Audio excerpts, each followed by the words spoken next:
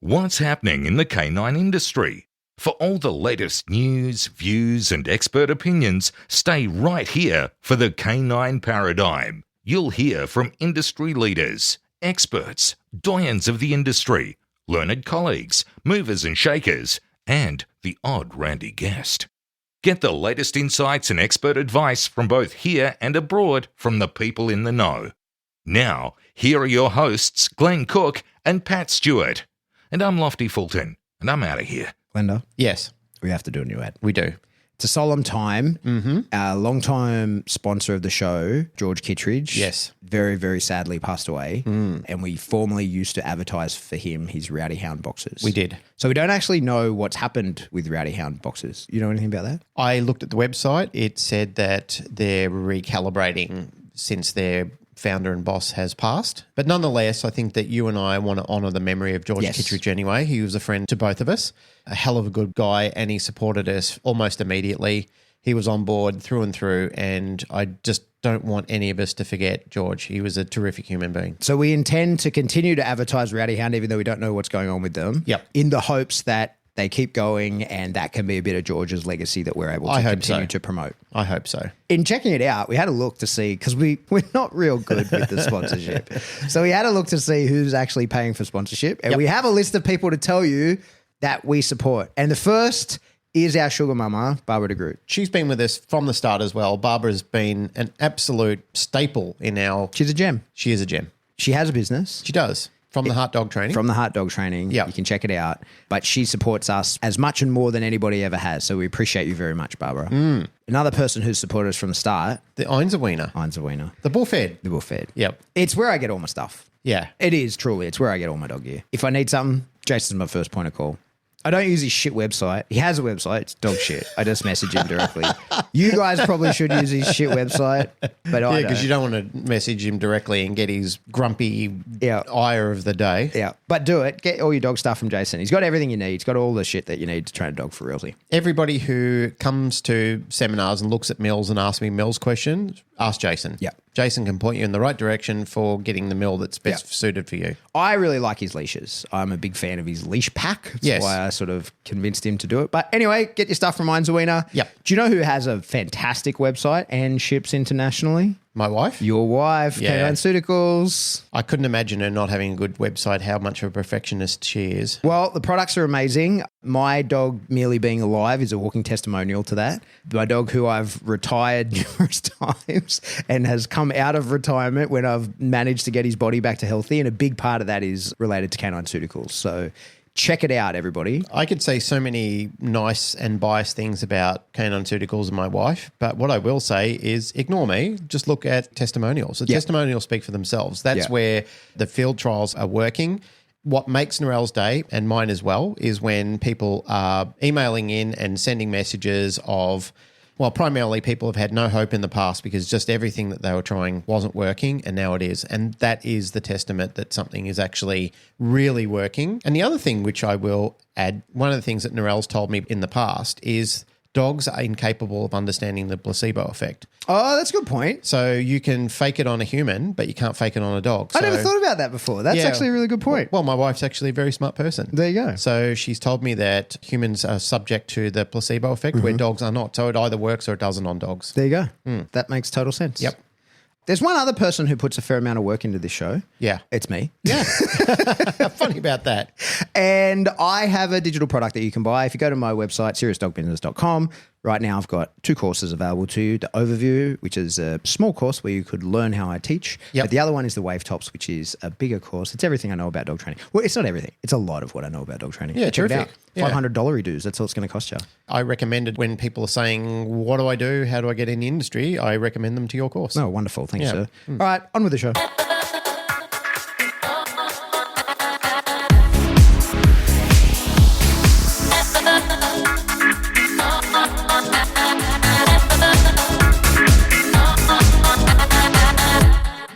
Welcome back to the Canine Paradigm. I'm your host, Glenn Cook, and unfortunately, I'm not joined by my regular co-host, Mr. Pat Stewart. We just couldn't make all the stars align to get everybody in the room all together. But we've finally got all the boys from the YCA. Mutt Nut, are you part of the YCA group? Not officially, He's an no. affiliate. Officially. Surrogate son. Very much. Yeah, adopted. Tag sure. along. We've got... What did he just say? You just said, man. Yeah. We've finally got the boys from the UK over here. We've got, to my right, I've got Ian Kirke, we've got Jacob Morgan, and we've got Simon Moody, a.k.a. the Mutt Nut, the world's best dog trainer, literally in the room. Like, we're all super intimidated. Universe, I think you watch. In the universe? Don't worry about it. All right, well, we've got him. We've actually met the Mutt Nut. We've all been intimidated. I got a suntan off his aura. I think I actually got a bit of sunburn. It's so bright. Welcome. Well, so you've been here before, haven't you, Jake? Twice, yeah. Twice. These two, no. This is your maiden journey. You finally got over here. Yeah. Kirke, why don't we start with you, mate? I know on the caffeine and canines, isn't it? Yes. You've talked about your origin story a bit, but there's another group of listeners who really haven't met you on the canine paradigm. Tell us about your story, mate. Give us your... How far do you want to go back? It's your story, mate. Hit me with it. I just stick to the most relevant parts. My original career wasn't dogs, sport. Playing it, rugby league. Yep. We've just gone through all your list of injuries, which is literally from your big toe all the way up to your earlobe. Yeah. Big toe as well. Yeah. He's got a sprained earlobe. He's got eye socket damage, everything. It's left in marks. Definitely left some marks. Skid marks. Skid marks, painful marks, scars, mental and physical. In fact, the worst scars, the only decent YouTube video of me is me getting knocked out. Clean. Yeah. Oh, really? You mean not Decent. I'm surprised he's not sent you. I have to not watch. seen it. Mate, it's a good one. Jake, when he got over here, he can't get his eyes off rugby league. As soon as it comes on, he's like one of those little kids who cartoons come on. He's He asked the question, "Do you like rugby league?" And I said, "I was raised in and born in Victoria, which is AFL. Yep. Even though it's there, it wasn't anywhere near to the depth it is in New South Wales and Queensland. So when I moved from Victoria up here and I turned the news on to watch the news at night, usually we're getting inundated with AFL. Like the whole sports section is AFL, AFL, AFL, tiny bit of rugby. Here, it's role reverse. It's all rugby, tiny bit of AFL. It's like, oh yeah, fuck those guys in Victoria. Here's a little bit of, just so you know what they're actually doing. But it's all rugby, and everyone is rugby mad in New South Wales and Queensland. So for me, it was like we didn't play it. We all played AFL in Victoria. When you come up here, everyone's kids in schools, they're like if you've got a son, and I know some daughters play it as well, but mainly people with young children, rugby league is enormous. They have work camps, they have sporting activities, they have the major, like the league players coming out and doing workshops with the kids and all that sort of thing. Like it's a massive culture. So I get it. And I know in England it's huge, soccer and rugby and cricket. Soccer. Even in Victoria, we had a rotational. So in summer it was cricket at the MCG, and then during winter it was AFL footy. It's the same up here in New South. Summer is cricket and winter is rugby. Nice. But you guys have just got like year-round winter in England, haven't you? Yeah, I suppose the problem is as well, they swapped in the 90s, wasn't it? Like 96 or something, they swapped rugby league, what I played, to summer as well. Yeah. They would have clashed with cricket anyway. Well, like I said, your not- summer is like our winter, so it would be the same. Yeah. The only reason they don't play like the footies and the rugbies here is it gets way too hot. Cricket, they're playing in white uniforms, and it's a cooler sport. There's not so much activity, you know. Like it takes forever in something exciting to happen in cricket. It's mainly just people standing around waiting for something to happen. A guy will throw a ball, you'll miss like 6 out of 7 times, and then finally someone will whack it, and then you'll go, oh wow, look at that. I'm probably going to get my head punched in walking down the street somewhere because there's a lot of cricket fans in Australia who won't be happy about that. But anyway, fuck them as well. Yeah. I don't think they'll choose violence. It's not a violent sport. Unless they No. get the bats, then maybe. Not really, no. You don't often see much violence going on in a cricket match. Like you can get drunken yobbos, but they started banning a lot of alcohol at matches because people would get they'd sit there during the tests and just drink and get pretty worked up, and there'd be a bit of excitement going on in the stadiums, but not like footy where you've got two heavily opposed teams that don't live far from each other in Melbourne that would go and heckle each other, and then there'd be like bloodbaths going on. So keep going about I don't know where I went. You're talking about your starting career at rugby and then moving into the dog industry. Yeah, so I moved over to Leeds, where we still are now. Had some really good, successful years there. Was fortunate to be part of a really good, successful period. Kills me coming over here, to be honest, because people keep saying the words manly in Melbourne. Sends shudders down my spine. What does that mean? They fucked us up a couple of times when I played them, that's all. We've got something called the World Club Challenge, so the best, whoever wins in Aussie plays, whoever wins. From rugby clubs. Yeah. Right, So okay. like whoever wins both ends, Yep, play a fixture. yep, I think Leeds have won a couple, but the only ones that when they won, I was injured. yep. So I only played in losing fixtures of that. So it's just. So you basically got dominated by the Aussies consistently. So, you know. I know this is a dog training podcast and we're talking about rugby, but who do you reckon are the toughest rugby players in the world? Probably some of the South Seas, like Fijians are mad. Yep, Papua New Guinea produce some, like, for such a small place, produce some amazing, tough as well. yep. What about the South Africans? I heard the South Africans can be pretty... Don't really play league, though. Right, more union. Absolutely. Yeah. But league, there's not much of that going on, I don't think. Yep. Yeah. Rugby, we've talked about that. Let's get into your dog training. It turned out that Jacob worked at the same club at the same time. Mm-hmm. So we kind of knew each other in passing from there. And then I was starting to get old. Can't play rugby forever. The money in it isn't as good as it is here. It's definitely not as good as it is in soccer. So you can't retire and be like, cool, I don't have to work again. Actually went back to work in sport at the same club. I did all the S&C stuff because my degree was sports science. Right. So went back there, did that, opened a gym at the same time. He then, like, coincidentally just joined the gym, didn't you? Yeah. How long ago was this? How far back are we going? That'll be 10 years now. We were just discussing it a minute ago. Yeah. So you weren't into dogs then? You just had pet dogs I yourself? had like rescue dogs, but I would say I was mostly a D trainer at that point, not a trainer. Yep. Very much management. I'll maybe talk about one of my dogs in a second because I've still got her. But And these are French bulldogs? no, she's a Staffy American Bulldog. Right. And you got some But I Frenchies do as have well. a couple of Frenchies. Yeah. That's why we've become best friends. Yeah, exactly. Yeah. We'll hug in a minute. Started that. He came to the gym. We became real good friends really quick. Some shenanigans, obviously, as well, but all good stuff, all good fun. And then my sporting contract was subcontracts. And then COVID hit. They got ripped up. I was a little bitter about that. Still had the gym, but obviously they closed them. So I wasn't doing too much. I just ended up doing some building with my mate because I had enough money to tide me over, but I just got bored. And one of the only industries you were allowed to still keep working in was the building. Mm-hmm. So I did that for maybe 18 months, a year, 18 months. And obviously Jacob told this story before, but at that point he worked somewhere else, was maybe looking to leave. And we kind of spoke. We'd spoken way before this about the principles about dog training because I was very opinionated at that time. Most of the stuff I'd seen was yank and crank. I was like, I'm not doing that to my dogs. I love my dogs. I'm just not keen on the style of stuff that I've seen. I don't see why I would do that to my dogs or put my dogs through some of that stuff.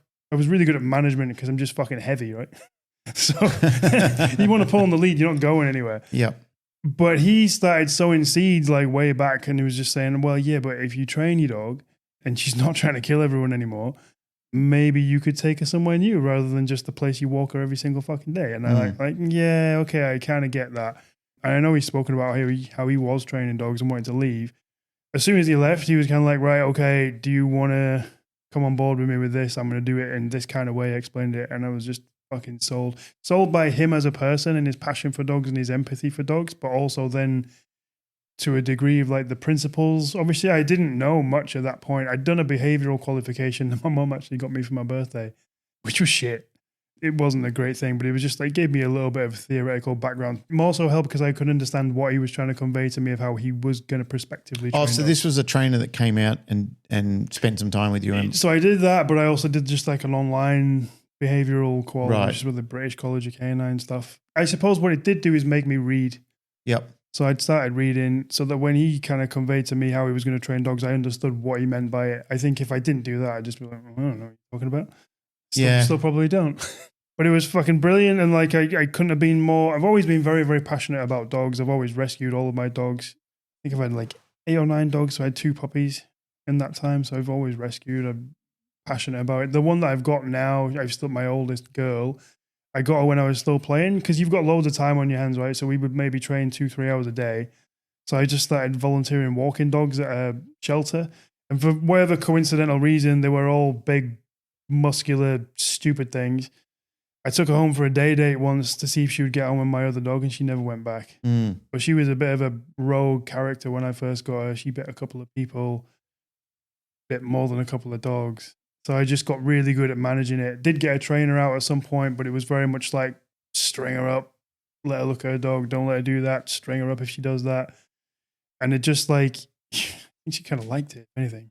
it got me maybe a little bit better at being able to walk down the street with her. And I've got no beef with the guy who did it at all, but it just wasn't anywhere near enough. And then I think we've just moved sites, obviously, with the YCA, but we were probably at the site we were before, maybe for a month or two before Jacob just said, you know what, let's just fucking fix this today.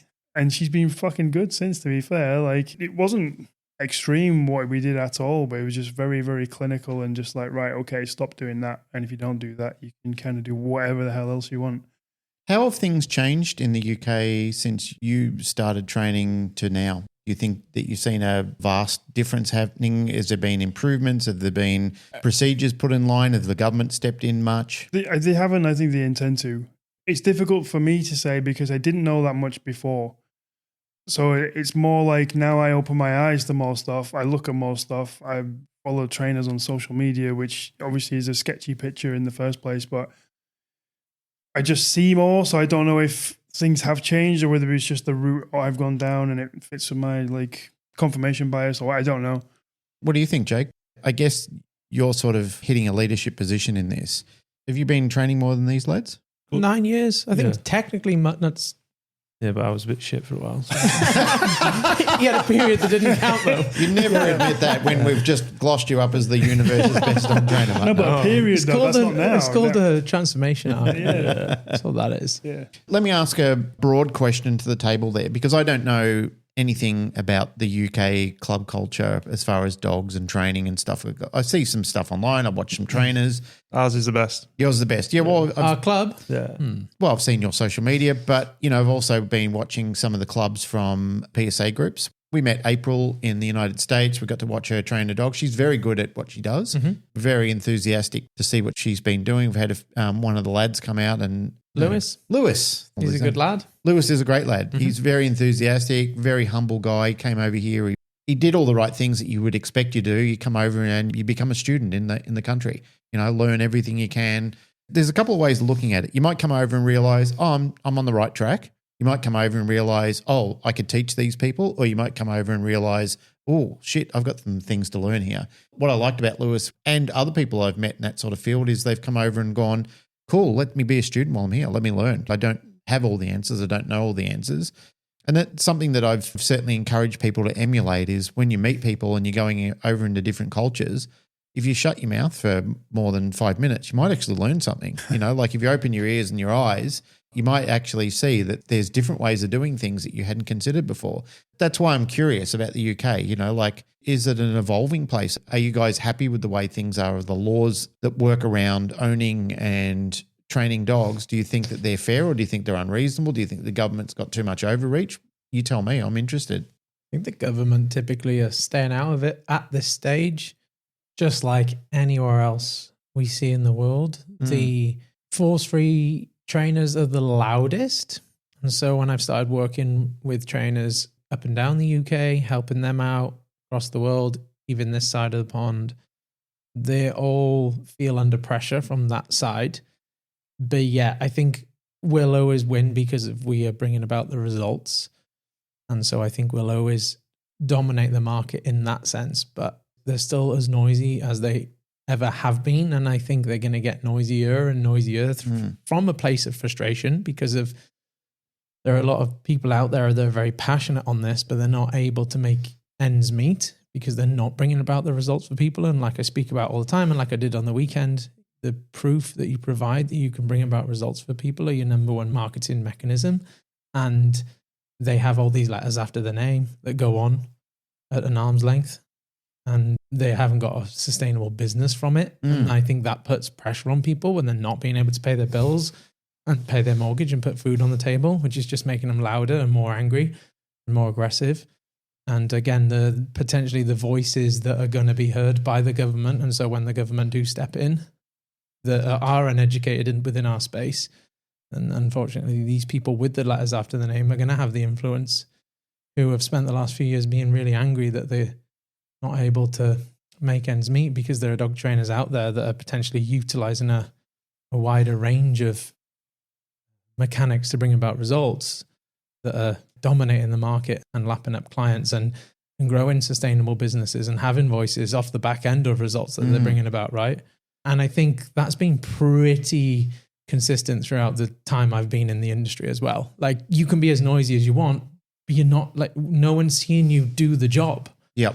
So make as much racket as you want to, but yet we're still to see the evidence that you can bring about the same results we can. So there's a sense of comfort there, but also, like, how long does it last?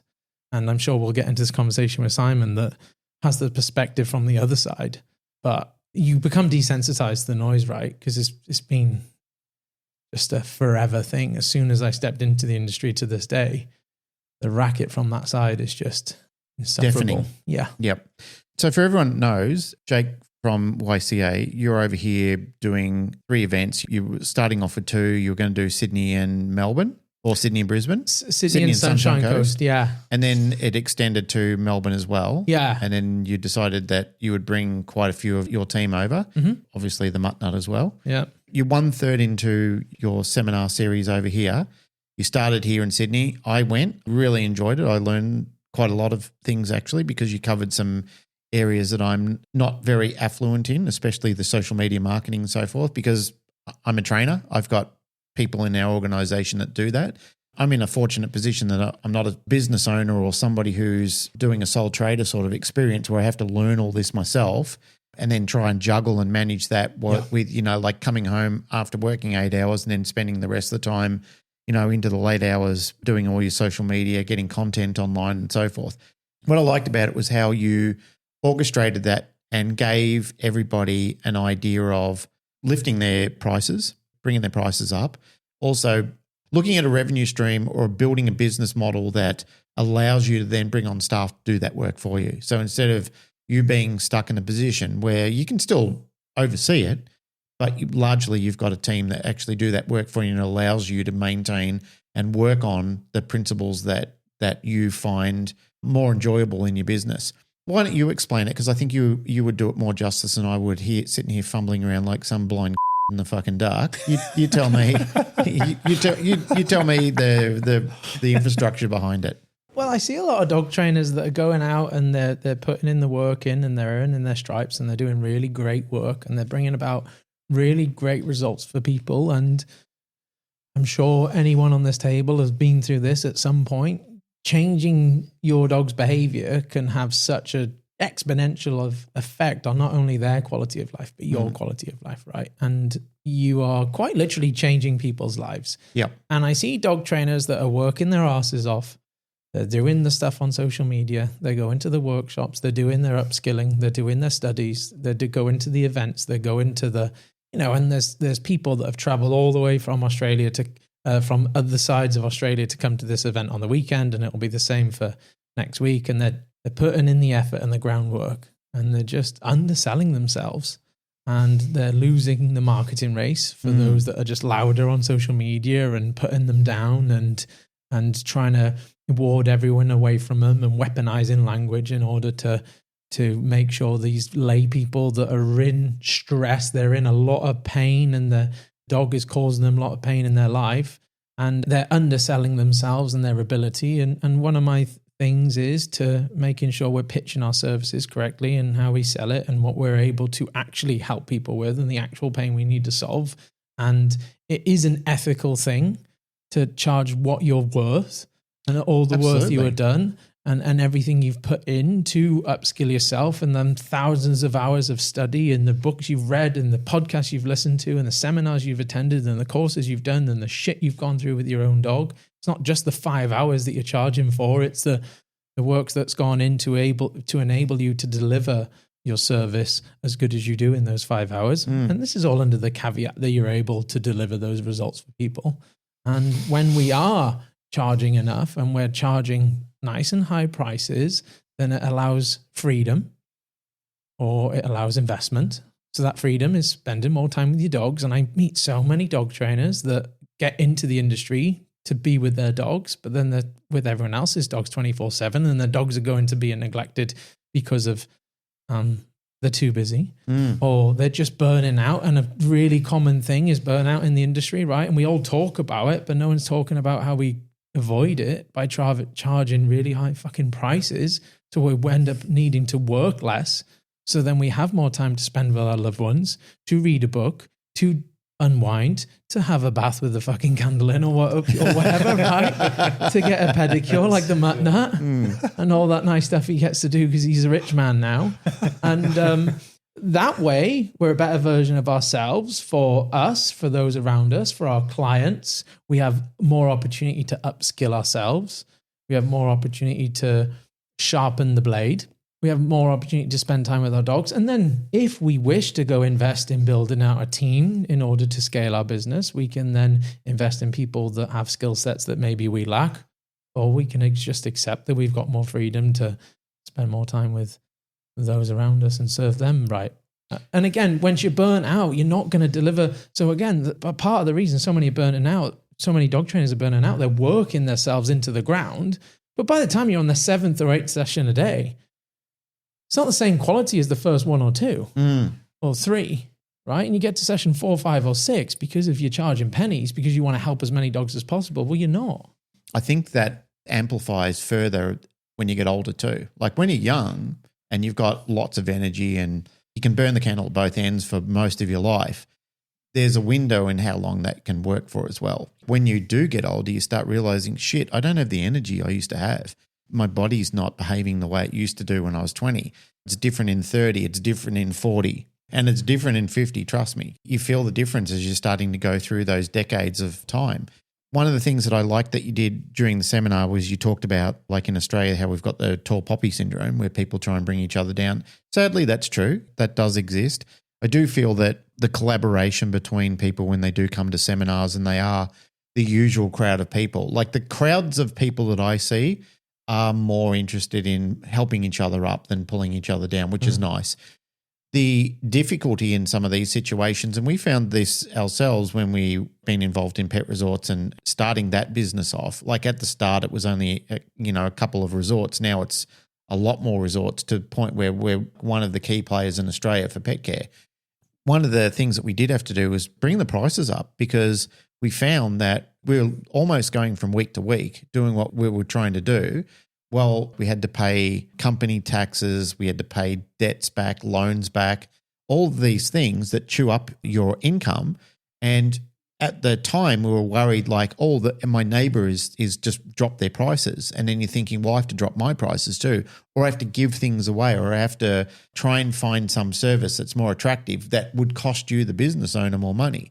What I liked from your talks, Jacob, was that you were mentioning that that's the reverse order and the way to do things, which if you're half intelligent in business, you would work that out pretty quickly. But when you're in a panic state of mind, in a famine state of mind, you start thinking to yourself, well, no, I have to try and compete with everyone else. I have to try and be attractive by lowering my prices. But we're lowering the bar. And the problem with lowering the bar is things get worse. And then you start getting into a state where there's people I know in Australia who are breaking the law because they can't provide workers cover. They can't provide registration for their business. They're not just something that you should think about paying. There's something essential in business ownership. Staff don't realize, well, I haven't got any protection. I don't have any insurance. I don't have anything because this company is working off vapor as far as income. There isn't really an income. It's just literally breaking even. And in business, breaking even is a sin. If you're breaking even, you're going backwards. You have to understand you're not doing well if you're making the same amount of money year in, year after. Like even the bank will look at it and they will say, hey, mate, you got to realize you're not doing great in business and we're concerned, like you're not showing positive growth. So I like that the fact that you said to people, start increasing your prices, start thinking about upskilling yourself, start thinking about the services that you can bring to the table and make people pay for them. You know, like if you're all doing that, if the community all grows together and all your competitors are doing those sort of things, then you're in a better position and you don't have to think through that famine state of mind. So that's what I took out of it and I really liked about it, that you made that clear to people that it's okay to do those sort of things. Like we were probably amongst the first because our competitors were dropping prices and we said, no, we have to increase prices. We had an analytics model done by an independent came in and said, this is not going anywhere, guys. This is going into the shit heap. You need to actually think about the cost of what it cost you to have one dog in a facility with all the food, with the staff, with the insurances, with the payroll taxes, with all the taxes that come with it, all the company taxes, the wages, everything. Like you have to look at the way this model sets up, and then you'll truly find what it costs the business to have that dog in. And what we found was we were charging just slightly north of what it costs to have a dog in the facility. So by the time that person forensically went through our accounts and they looked at it, they said, you're probably making $1 on the dog by the time all of your fees are paid. If you add that up together, so let's say you have 300 dogs in there, you make $300. That's it. That's all the company makes. Yeah. So then the bank looks at that and goes, I'm not excited about that at all. And you think about all the work, all the stress, all the pressure that you have to go through to make that sort of money. What really highlighted that for me in your country was when I watched Clarkson's Farm, when he actually did the model of what does it cost to run an agricultural business where you're actually growing produce on your farm. Love or don't like Jeremy, he really highlighted the pain in which British farmers, which also highlighted what farmers in general are going through and how the governments are screwing people and how people don't realise we're getting right royally fucked in some of these deals. All of that work of getting up early mornings, of going out onto fields, and dog trainers do the same sort of thing. It's, like if you look at the parallel worlds, we're kind of doing the same things. Early morning, back-breaking work, not only handling and managing dogs, but also dealing with the stress side of upset clients, people who are at the end of their tether. You've almost got to decide whether that dog lives or dies in some situations. Like, it's terrible. It puts a surmountable amount of stress on you. And for what? For pennies in the dollar. Also, as dog trainers, for a lot of us, we're specialists as well. You have to do some sort of apprenticeship to become a dog trainer. I know there's people who get in the industry and they're completely rogue, and that's the side of it that I would like to see stamped out, because there are people who basically just shake a cornflakes packet.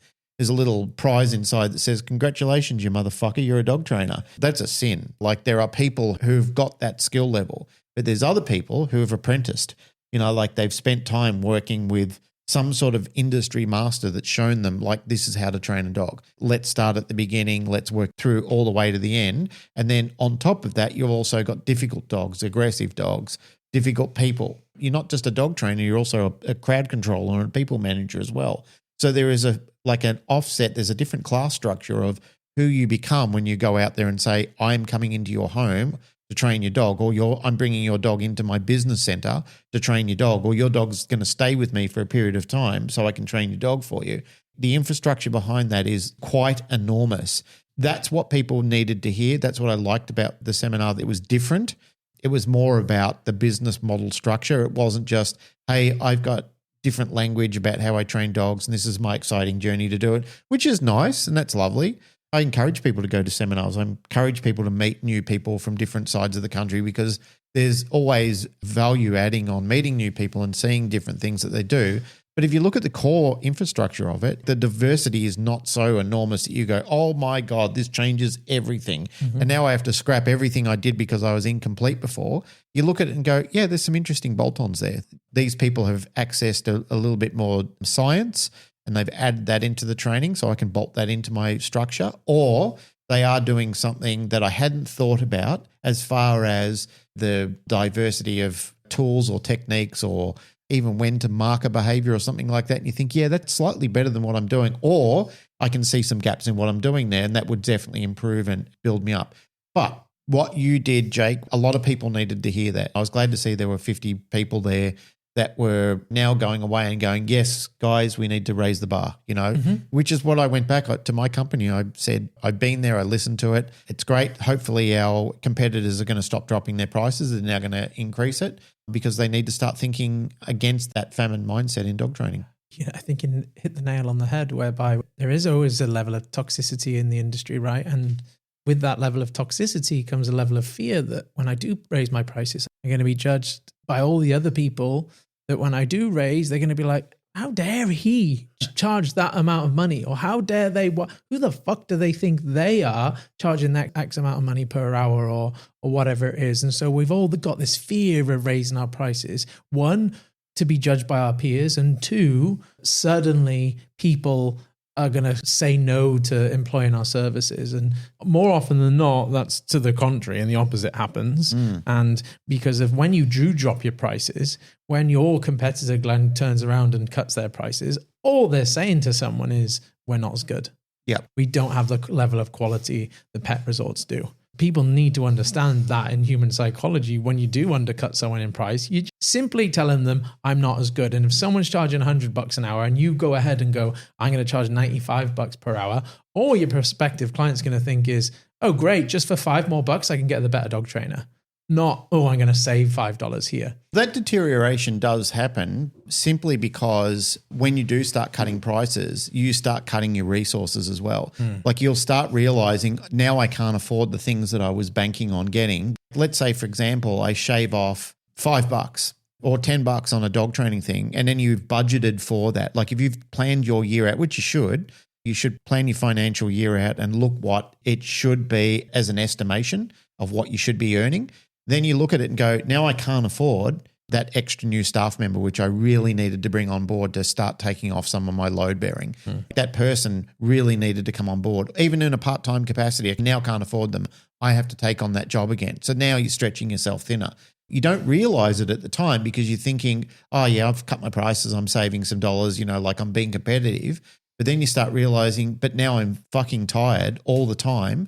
I go to bed tired. I wake up tired. I can't give the best of myself. So my quality of service is starting to drop. You don't realize instead of being an asset, you've now become a liability. You haven't seen the writing on the wall that that's now a real possibility of what's happened simply because you thought it's best that I start cutting my prices. As you've said, and you made it abundantly clear during that seminar, like if you do increase your prices, you are more rested and you've got more resources and you've got people to focus on, like Poppy and Suzanne do in your club. Now they can help you focus on your social media. So now you can focus in the areas where you want to be. You can be fresh when you're meeting people, when you're being the face of the business and you're being the dynamic person that you need to be in order to excite people to come down to YCA, which you obviously are doing because you're growing and you're starting to see your personal status and your business status starting to rise. Now more people will start to know who you are, Ian. And it's the same thing for you, Simon, when you're doing those sort of things. It's an important aspect. You can then work on that. You've got the energy to do it and the enthusiasm to do it because you're more rested. You've got people that can actually take those roles on you. You've got weekends back if you need weekends. Like when it's 5 o'clock at night, you can come in and sit down and enjoy a meal with your family, as you said. Like all of those things you take for granted because when I was younger, I think at some stage I was on the field at 7 o'clock training my first dog and I was off the field at 7 o'clock training my last dog. So it was a 12-hour day. That doesn't include the time to drive there in the morning and then drive home at night. And that was going 6 to 7 days a week. It was fine for me back then, but it also wasn't because it led to unhealthy relationships with people in and out of my family. Like personal friends would start dropping off because they realized he's just the dog guy. Like he has no other interests outside of dogs, which for a short period of time, that's fun when you're in the dog industry. But then you start realizing, oh, I miss my old mates too.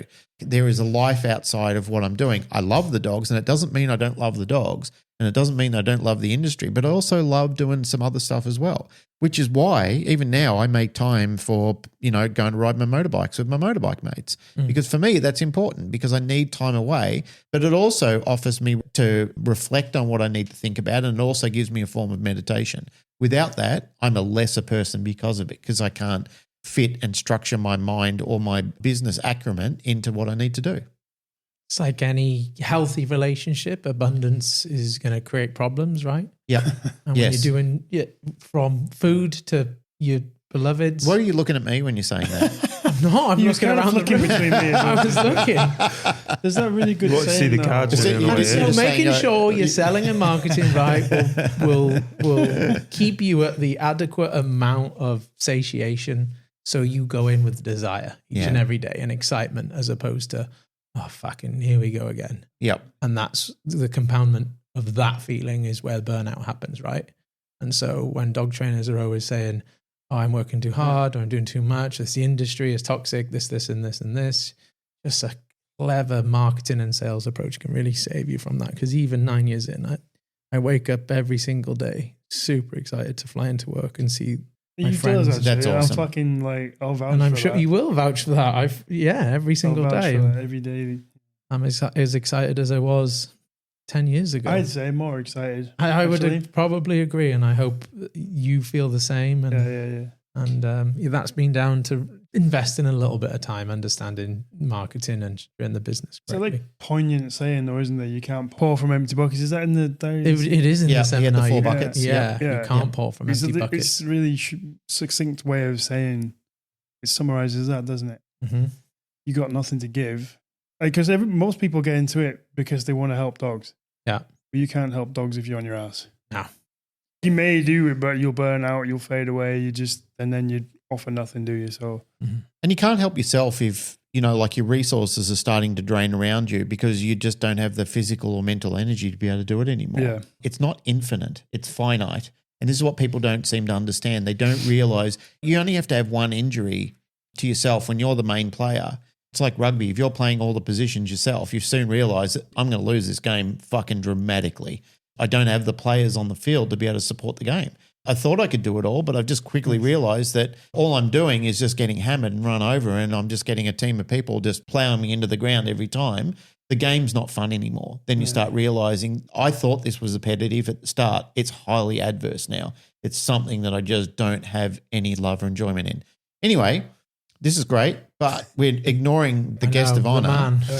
And I'm sitting here in his aura. I can feel him like I can feel crescendo. this. I can feel this pulsating throb of energy in the corner, and it is the man, the myth, the Mutt Nut himself, Simon Moody. He came all the way to England to speak to us. Your lordship, please. I bet you're starting to think he wasn't real. No, I didn't. I thought No, he was just. I a thought he myth. was just like an animated Alter ego. Deity, something you dog training developed in deity, just in ChatGPT. You just said, just come up with the most perfect form of a man and a dog training icon. It said, oh, I'm going to call him Simon Moody because that sounds really ominous. Yeah. And we should call him the Mutt Nut. And here he is. He's a real person. I Yeah. touched him. Yeah. Thank you, mate. It's, appropriately touched him appropriately. Yeah. I feel a bit fraud, say. I'm not going to lie.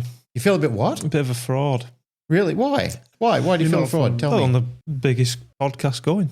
Second, surely. No, joking aside, it's Do you feel a fraud though? Is that a is that little true? bit. Yeah, not fraud as in Imposter syndrome. Simon's a bit of been through a imposter. long, Boss. interesting journey, right? And it's probably good to give some context that the journey you've been through and why you maybe have those sorts of feelings.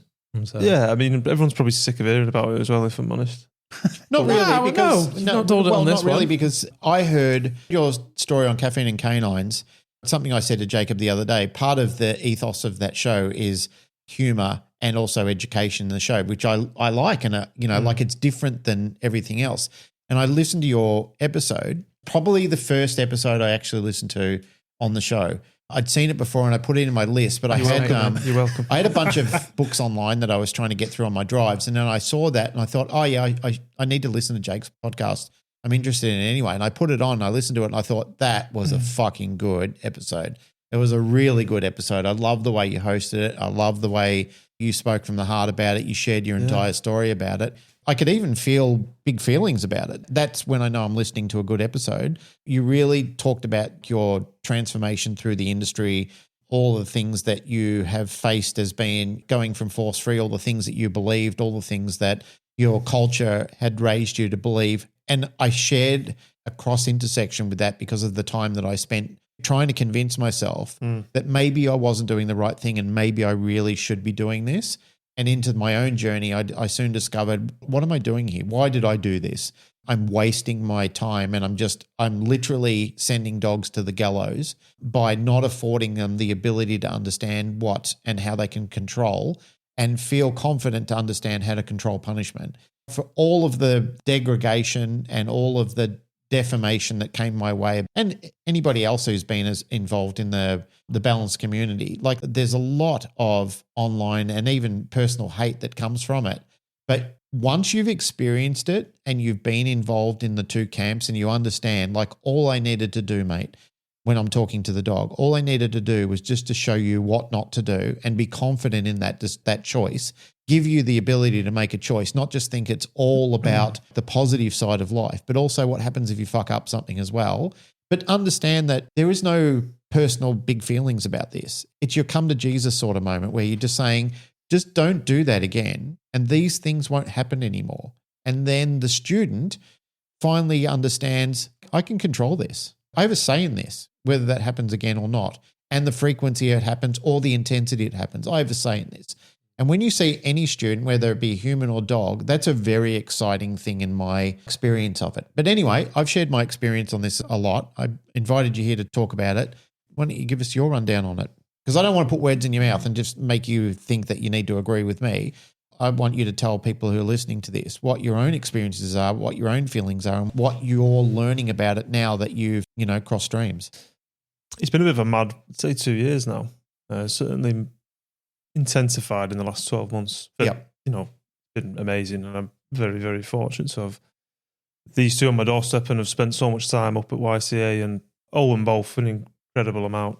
And it's even more amazing to be sat here and again, coming on the team with these guys and coming and meet yourself and Pat, which I joking aside, I generally don't take that lightly at all. It's amazing. But the journey's been, I think now where I'm at, I'm very, very passionate about where the industry's at, and it's interesting talking about it collectively there. And without sounding negative, it does concern me a little bit, and I know we've all probably agree on that in terms of like what is going to happen, longevity of dogs and dog ownership, and I don't necessarily need to talk about that now.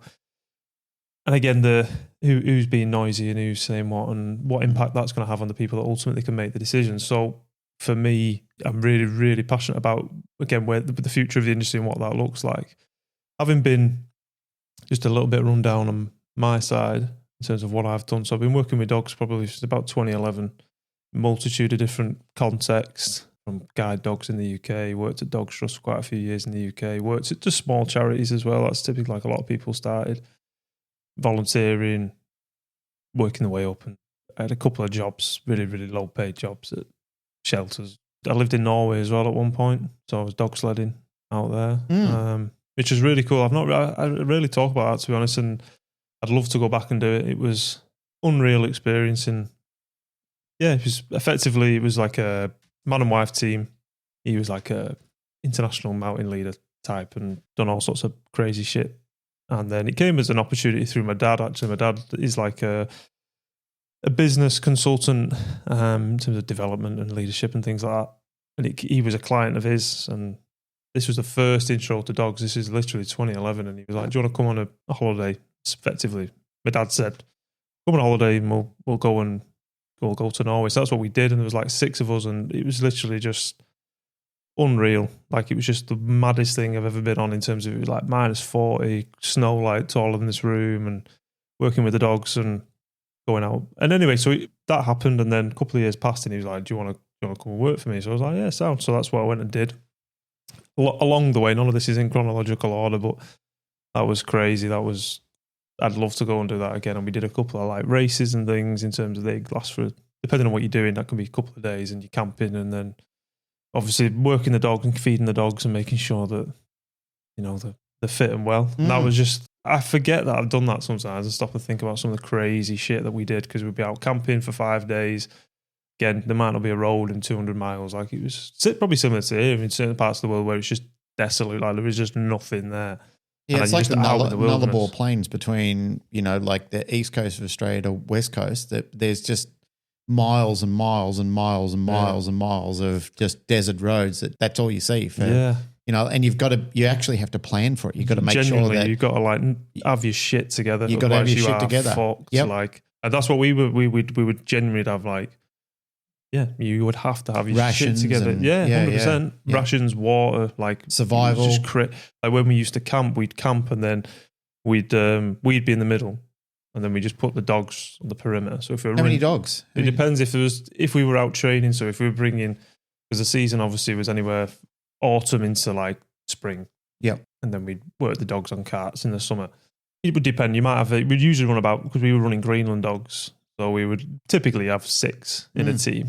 You can have a little bit more, but you would then typically run like an Alaskan line, which is anything Alaskan or Siberian. So you might have a team of 8 to 10. But we were running in Greenland, so it's typically always 6. So we might have 18 dogs with us, depending on how many sleds we're running. We'd just be in the middle, and the dogs would just perimeter. It'd obviously be attached to the sleds. We'd run them through the day, and then obviously stop, and then just have them, because of the crazy like wildlife you had knocking around. You won't have polar bears at the top of Norway, but you'd have. I honestly can't remember what you'd have. You'd have all sorts of crazy shit, and like it was like -50. You'd be camping, and it's just crazy. It's just mad experience, and it was just super cool. Obviously, that was very, from a training perspective, we used to individually train the dogs. So we'd do what we call skijoring. So you'd be on skis with a dog attached to you. Yep. So and he was very just pressure release Just a lot one of the dog, time. one Yeah, dog, yeah, yep. yeah. And just teaching verbal cues, left, right, stop, go. But you'd only teach that with what you call your lead dog. That doesn't sound very force-free, mate. No, it wasn't. It wasn't. Cheese, it was a bit frozen. But no, it was, you typically have your lead dogs that you teach that to, and then your others are just, you have your wheel dogs at the back with the big fuckers. Like, you'd have Kirke at the back. And then in the middle, we were just like, yeah. But you teach your lead dogs your cues. Often the time, you would be on piste a lot, but then a lot of the time you're going off piste as well, which is like, depending on where you sometimes you literally can't because it's just so deep, the snow. But anyway, that was a really cool experience, working and just being with the dogs. That, like, no phone signal, just with the dogs. Well, that's something that I've never, ever done in my life. Like, I've never been involved in anything to do with like sledding, but it's a field I find completely fascinating because I have no understanding of it. It's but hard even to explain. even the assembly of the dogs, like you said, you've got to have lead dogs. So dogs that understand we're taking the direction and the other dogs are there just to basically pull. Yeah. You guys done it? I've been on a sled as a kid, Yeah. like 10 years old, but no, know nothing about it. It's like it's such a strange feeling when you stop, the dogs are just back, going absolutely fucking mental to go. And then you set off, it's just quite peaceful as anything. There's just full crazy. competitions, isn't it? Like where there's this team, what do they call it? There's a name for it. It's dog sledding version of rally cars where they go out into the desert and they do those monstrous enduros where they've got bikes and everything like that. There's a name for it because I know there has been people who have said to me, oh, you should have this person on, come and talk on your show about, and I can't even remember what the name of it is because I've never, it's Is it never. a style of race or is it an actual race? Yeah, I think it's a style of race I'm or not a sure. style of. Because there's a few big races in Norway, but I don't know what style of, I couldn't tell you. Yeah. I'll probably pronounce them wrong as well. So. Have you ever seen that movie set in the Middle East called Hidalgo about the horse that races across the desert with the Middle Eastern people? Like it's a sort of like a rite of passage for him, and the champion of horse becomes the prolific breeder, and it's their Saudi royal family. Okay. Fantastic movie. You haven't seen Hidalgo? It's a terrific. Viggo Mortensen is Aragon. yes, Aragon. Yeah. He is the lead character in it, but it's kind of, in my mind, it's kind of like that for dogs. So yeah, I find it fascinating, but like I'm not a horse guy either. I don't know much about the training schedules or the preparation of horse work as I don't know anything about sled work with dogs. Like it's number one, I don't think we have the climates to do it. I'm sure there are people mushing or something like that they call it or something like that, but just haven't had any involvement in it. But it's fascinating. I'm nonetheless. absolutely no expert by any stretch of the imagination either. I don't want to make that very clear. Yeah. I had a reasonably short spell, but I would love to do it again. But yeah, it was quite a long time ago now. It was probably 10 years ago, a bit more. Again, chronologically, this is all out of whack, but my last job was at Dogs Trust, so the big animal welfare charity in the UK, as a trainer. Mm-hmm. And for the most, Have you heard about Dogs Trust? No. You know anything? What's it called? Dogs Trust. the Dogs Dogs Trust. Trust. Dogs Trust, Big yeah. box rescue. Right. A lot of controversy. Have a lot of leeway and say of how people should be training dogs, and a lot of authority in that space. And they have countless rescue centers. So who's backing them? If you walked it back, who's behind it? private. I think they're self-funded. Yeah, Right. self-funded. They have Is a it lot a of money. non-profit organisation or? No, is- they have a huge They profit. have profit. Yeah. Oh yeah. You Oh, can oh, yeah. Oh yeah. You know, they've Oh, got yeah. all the money in the world to hire the best behaviorists on the planet. But yet they've got 50 dogs a training centre that can't be rehomed. Force-free due to only? Yeah, Oh Mm. yeah. Yeah. Yeah. heavily. Big star. Mm. There's a lot of controversy around them and their practices and what they're really doing for dogs. Mm. When tool bands brought to the table, they will be a big player. Yeah. Yeah. Sorry, I should have stressed who they were, but yeah, they're big time. That's a part of the concern that most people have, is that some of these organisations are in trust with powerful players. If you even walk it back in some of these countries and some of these circles, you'll find it wouldn't be unreasonable to suggest that they've been involved with PETA or something like that, that they're funded exponentially, they have government connections, they have lobbyists in government and so forth. That's the side where one of my colleagues in Australia here and I have been talking recently is we're grossly underprepared in that sort of field, because the balanced community don't really get their shit together in coming together to organise like a worldwide organisation. I was hoping that the ISCP in America was going to be it, but it just never really got the legs to be anything outside of North America. It's really a North American organisation, even though you can become a member, and I was a board member of it for a period of time, and I'd still encourage people to join it nonetheless, because it is an organisation that does ultimately represent us. What I really would like to see for us, you guys are all in the UK, I'm in Australia, we've had plenty of Americans over here before. The canine paradigm has been heard in literally every country in the world, and I get people from all over the world messaging me on social medias all the time saying, oh, we should do something. I say we should. But I think everybody's waiting for somebody to do it. That's the side that I think that we kind of really need to come together to mobilize, to say, let's have equal representation. We've got a group that is extremely well-funded, that is militant, that never sleeps, never rests, versus a group of people who only react when they think something is unfair. And that's us. We're in the second category. We're on the back foot all the time. What we don't realise is they're forever marching forward, forever gaining ground, forever taking, and forever, like scorching earth behind them. We're marching backwards. The literal phrase that you used before, Jacob, when you were talking about in business of lowering your prices, that's what we're doing as far as representation as well. We're lowering prices. We're taking a backward step. We're complaining. We're reacting instead of being proactive, where we say, hey, this is going to take a bit of time. It's going to take a bit of infrastructure. But there are people all around the world that do this.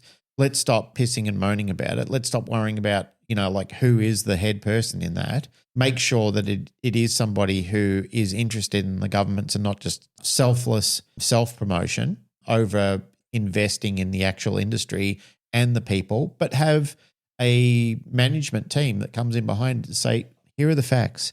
We've got people like Dr. Melanie Uda who have gone out there on a limb, who've put her reputation on the line, where she's saying, well, you keep quoting from a set of standards. Those set of standards are deeply flawed. There is only really 26 studies that are out there. Most of them are owner surveys, and a lot of them are flawed. And I've said that before on other episodes, but we don't take the time to read them because we're busy people. We're small companies that have got a small amount of staff. We're trying to grow our business. And when you're trying to grow your business, it doesn't allow you time to go home and start reading through scientific material, which is largely written that you wouldn't be interested in reading anyway. When you're looking at it, it's something that you read to put yourself to sleep. Except when you get somebody who has got a scientific background like Melanie Uda, where she reads things like that and goes, oh, well, I am a scientist. I actually understand this. This literature was developed with me in mind, and I can see that this is not benefiting any of us. It's largely flawed. There's a problem there. That's what I would hope for. I would hope for our industry to embrace that we really need a world standard of people to come together that answers back to our governments that says, hey, we don't need you to regulate this industry. We're doing a great job of it. We're satisfying the needs. We're overall showing you that we can provide a reduction in problematic dogs within the community, which is government's concern. It's the cruelty aspect and the injury aspect. And the injury aspect is always alerted because then insurance groups have to pay out. One thing insurance groups is they've got deep pockets, they've got lots of lobbyists within governments, and they're the ones who go to government saying, hey, you need to start stepping on some fingernails here because we don't like paying out for dog bites, so we want you to do something about it. So then the government goes, yeah, well, you're our mates, we're sponsored by you, we really need to do something about this, we need to start stepping on dog trainers. And then they go and say, well, if I was to speak to someone about this, who would I speak to? Well, there's a huge organisation in most countries that are funded by the very people who ultimately have a plan to stop us from owning dogs and being involved in pet ownership or animals altogether, which nobody really realises, because once they cut even if they do succeed, which I've whinged and complained about, but brought to light, most importantly, because I walked this back all the way and did a roadmap for myself, even if they do eliminate the balanced trainers, it doesn't stop there, because then there'll be two camps set up within the force-free trainers where you're not force-free enough versus you're very extreme in your way of your thinking about it. And then those two groups will try and eliminate each other. And it's just process of, whittling each other down until there's nothing left. And the people who wanted that in the end won. Yeah, like they got Cockapoo smashing everyone up. Well, they just got you. Here's the thing, folks. Anyone listening out there, there's always going to be a villain dog on the streets. Pit bulls were the poster child when I was coming up. Then it was Rotties. Malinois are going to be on the list soon, like if they haven't started already. There's some incredible people who own Mals and they do incredible work with them, but there's a lot of fucking nuffies who are buying their way into Mals. This is what people don't realise. An imbecile with a dog that can jump a 12-foot fence who's got spirit and capability, that's going to become the next world problem. And I don't want to do this to the Mal people. I don't want the Mal people saying, Glenn, what are you doing? Don't bring this to light. But let's say, for example, 20 years down the track, they sterilised all the Mals in production and got rid of Malinois because they're becoming a worldwide problem, which I don't see that they would be, but overreach and frantic people and people who are trying to get their way, they'll try and implement something like this. There'll be another breed that's then the villain, the poster child. You can't have these types of dogs. So they want to get rid of that. And then there'll be another villain and another one until literally Chihuahuas are the villains because that's all you're allowed to have. And they'll say, see, dogs are villains. They're problems. They should be in the wild, running around in Ghana or something like that. And we should just go there on a safari and look at them. We shouldn't be allowed to have them in our house anymore. That's what they ultimately want. They want that. They're aiming for that. They're pushing for that. But we're sort of giving them the means to do it because we're doing what you said before, mate. We're dropping our prices and we're not taking it to the people and saying, hey, listen, we actually are compassionate people. Here is the science. Here is the evidence. Here is the capability. And plus, all the people that we work with, these are their family. They don't invite us in their home to maim and hurt their family. And if people are doing those sort of things, tell the police. I've got an overzealous abuser that just came around to my house and beat my dog up. Tell the cops. That's the thing to do. If they're really people that are on the internet helicoptering dogs around and, like doing horrendous things and they're not willing to learn and not willing to upskill themselves, well, fuck those people. They deserve to be off the street. Thoughts, feelings? Absolutely concur. But, and that was part of being at the Lights of Dogs Trust. It was the big topic of anybody that is balanced, so to speak, is, bad person, no skills, thick. And it was very much drilled into as part of the internal training was this is how we train dogs. We don't use tools. We don't, definitely wasn't force-free, as I've said before, because negative reinforcement is always going to be there typically anyway. But in terms of putting dogs back in kennels, they've only been out 20 minutes, but you've got however many dogs to proceed with. And it's like I said, we did a lot of good work with a lot of good dogs. We couldn't help because we didn't have the capabilities to. Lost a lot of dogs. And yeah, I've got problems with the organisation now, but at the time I enjoyed it for the most part. It was very hands-on, worked with a lot of dogs, a lot of dangerous dogs, a lot of difficult dogs. But yeah, there was a lot of shit times as well. But from that was finishing with them in 2018, and from that point it was like, right, the plan was always to start my own business. When I got accredited in multiple different organisations, force-free, obviously, again, coming out the back of Dogs Trust. And I was exposed to early doors, some sort of like what Kirke was saying before, some compulsion training. And I was just like, that was early on. And I was like, yeah, I don't like that. That doesn't sit right with me. I got into this because I like dogs and people smashing dogs up. There's no play or food, really. It was just a bit like that. So then along my journey I found the force-free stuff, and like everybody does, it's an easy gig and it's an easy marketing. Why would you not want to reward your dog? Why would you want to punish your dog or, e-collar your dog or whatever? And it was just, boom, this was like, this makes sense. So coming out of the back of Dogs Trust, it was like, right, start my own business, get accredited, hit the ground running. And it was immediately like concerning to me that from the off, I had a chronic misunderstanding when it came to the practical application, because obviously I'd only been told one side of the argument, very much so, maybe even a third of it. So I remember going into people's houses, this back in 2018, starting my business. I actually moved from where I lived at the time 2 hours north to be with my partner at the time. She was up in northern England. I remember there's no area. I didn't know the area, sorry, I didn't know mates up there. And then I just remember it hitting me like quick. And I was just like, fuck, like, There's a serious misunderstanding here.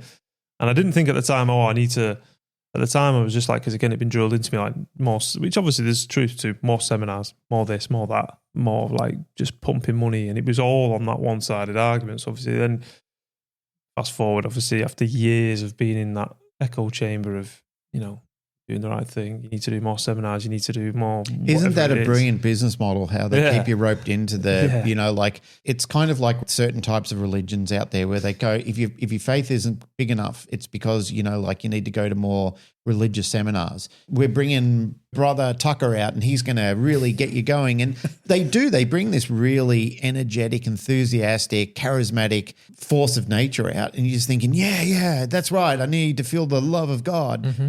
They get so far away from the love of God in those sort of things, involved in the dog training side of it as well, in those sort of groups. Because I used to go to them and I used to think, that's what I'm doing. I'm just not feeling it with my heart and soul properly, and I'm not really enthusiastic about it. But now I feel all pumped up about it, and they love it. They kind of looking at you, going, "Oh yeah, this is what we do."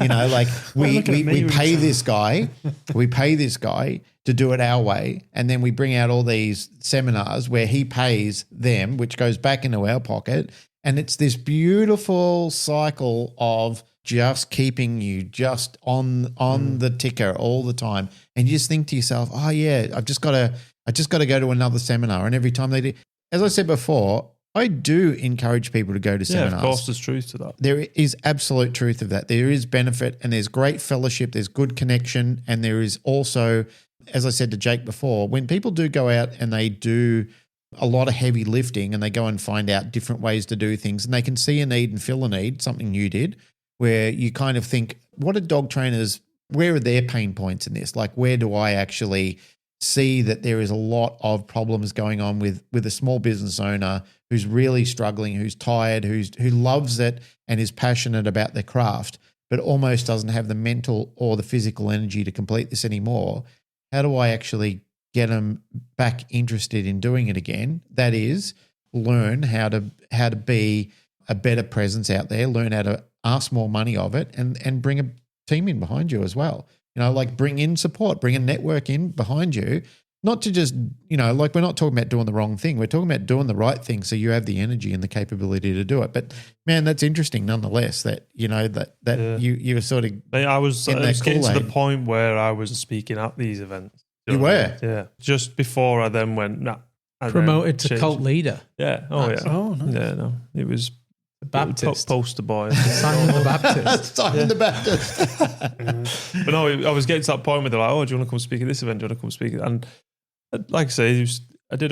Did you feel special? Yeah, yeah, you did, right? Yeah. You get sucked in a little bit, and I don't know. I think it maybe broke the mold a bit of the industry in terms of just because he's got a big chest. Yeah, Yes. and he wears these shirts. Yeah, he wears really yeah. tight shirts and a big chest. It looks and good in him. Yep. Jokes aside, there's obviously, he, like he said himself, he breaks the mold of the industry. He's masculine, quote unquote. I'm doing the air quotes right now. Got a fade. He's got a fresh fade. Yeah, bro. He's got a fresh what? Fade? Yeah, fade. What's a fade? Like You don't need to worry too much about it now. What's a fade? What do you mean? I don't understand. When your hair goes from Yeah. short to long when they... Your sideburns? You call them fades, do you? No, everyone calls them fucking fade. all three of us Skin have got fade. Holy shit. Is this a UK thing? Or No, it's a worldwide thing. Oh, man. It must It's be a fresh fade. It must be the hip thing kids say. I think we're getting a bit old for fades, actually. I think 30 years old, I think we need to start thinking about other Suit choices. yourself. I'm fucking not. Anyway, yeah. Sorry, I was butting in. He breaks the mold, right? He's not a fucking...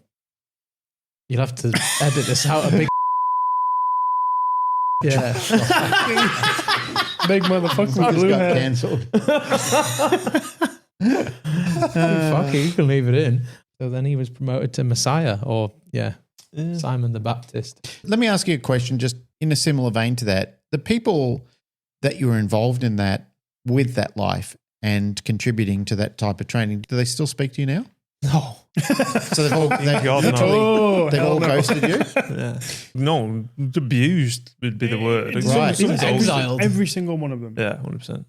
So it's interesting. There's still people in the force-free community that I still speak to in Australia, not within the group that I was in at the time. Like once I excused myself from my group, I was given and read the passage of ultimatums like, you don't do this, you don't do that, and you're cut off. There is no access to it, which is, well, to give a movie parallel to that, there was a show back on in the ages ago, which funnily enough had a lead character called Patrick Stewart, Star Trek The Next Generation. And they had a villain in that called the Borg. And it was a collective of cyborgs who basically just would pillage and rape everything on a planet to increase their capability. They had a drone that they found on a planet that had disconnected from the Borg. When they tried to communicate with it, it was very confused. It was along the lines, it just didn't want to be alive anymore because it wasn't within the group collective. But then when they individualized it, it started to realize, oh, I can survive as an individual. And it started to recognize I had a life outside the Borg. I was someone else. That's kind of what people don't realize is when you get plugged into these big matrices, you kind of feel like I can't survive without these people. Because I felt like that for a little bit of time. I kind of thought, well, I've burned a lot of bridges in my other group by joining this group. What happens if I get kicked out of this group? Who am I going to be? Am I going to survive outside of this? This will be the end of my dog training career if I don't stay involved in this. It's not the truth. It's far from the truth. And this is what a lot of people that I've tried to explain when they've talked to me about doing a transition out. You're not the sum of all parts based on a group of people that you're with. You are yourself individually, and you got to recognize your own strength and powers and what you know and what you can provide. You just have the confidence to do so. So it even comes back to before when you said you're sitting there and you said, I feel like an imposter or a fraud. Why? You've got something to offer, like you've got training, you've got history, you've got credibility. You've also got a team and a network of lads and girls back in the UK that you're involved with, that you're your own person, your own business, but you've also got a great support group of people who just said, we don't like you just because you've crossed a force-free bridge into the balance training. We like you because you're a good dude. You're interested and curious and you're enthusiastic and that, like you didn't even get involved in training just to beat up on dogs. That's the message that I think that we've been trying to convey to people is just because you're a balance trainer and you recognize that tools have benefit in helping some dogs, not all dogs need them. Like even as a balance trainer, you identify there's some dogs that, like our Frenchies, like they're not well-trained dogs, but they've never been on tools in their life. The slip leads, that's it. And that's all we do is transport them from one location to another one. But they don't wear tools. They don't need it. They're just house dogs that fit a point in our life. My Roddy, however, it would be an injustice not to have him on tools. But he doesn't need a lot. Like most of the time I train him these days, he's on a slip lead. I did a little work with a prong collar at one stage and I realized, like he's past that now. He responds nicely when I use a slip lead. He gets it. He understands the complexities of training and he looks to me as if to say, we've done this. I understand it. I know what pressure is. I know what reinforcement is. I get it. And then when I give him a new task to learn, he's always going, yep, I know what to do now. I know and I trust you. We're working in that vein. So when you're trying to explain to people, we're not addicted to the use of tools all the time. It's not just a pathway that we just say, that's it, we're hooked on tools. The dog never comes off a tool. It has to go to the most extreme version of a tool and to the most extreme end of using that tool. That's what's in people's minds and that's what they envisage because that's the story that they're indoctrinated in. They get told the boogeyman story. Kids are basically told, if you look under your bed, a balance trainer will come out and get you. That's a stupid thing about it is that I've heard these unreasonable stories and the things that people told them, and I'm sitting there biting my tongue thinking, I'm not supposed to say anything. I'm not supposed to give my honest opinion on this or what my recollection was because I heard people in the club that I was with talking balance trainers down, telling their clients and telling new trainers. I'm thinking, this is not right. This is not true. Like what they're saying, they're adding so much inflammation to this that it's just not true what they're saying. That's the side of it and the dark side that people don't understand is there is a tale that's been told with so many misconception and untruths being laced into it that you just don't know where the truth is and where the lie begins. It's so mashed in between each other until you're out of it. Then you realize, oh my God, I feel so liberated and so free. Did you feel that, Simon? Did you feel the liberation from it? 100%. And going back to what you're saying there, the sort of turning point for me was seeing Jacob's dogs. for context, I was going up to IC at this point. And for those probably that don't know the story, but some will be familiar with it, Jacob reached out to me to come on the podcast and be like, "Oh, you're a force-free dog trainer. Let's have a conversation." And I was like, "No, not really. I have previously been, but I want to come away from it." And that was like the first time I came across you guys, because he was like, "Just go and listen to all of them." I pretty much did, to be fair, all your episodes. But yeah, going up to, and he was like, come to club, let's just like have a chat, which I did, and was to this day immensely grateful for. But it was seeing his dogs, and like, because I was going up to seminars and things they had on then, and I was just like, the dogs have clearly got more freedom than my dogs, which they did.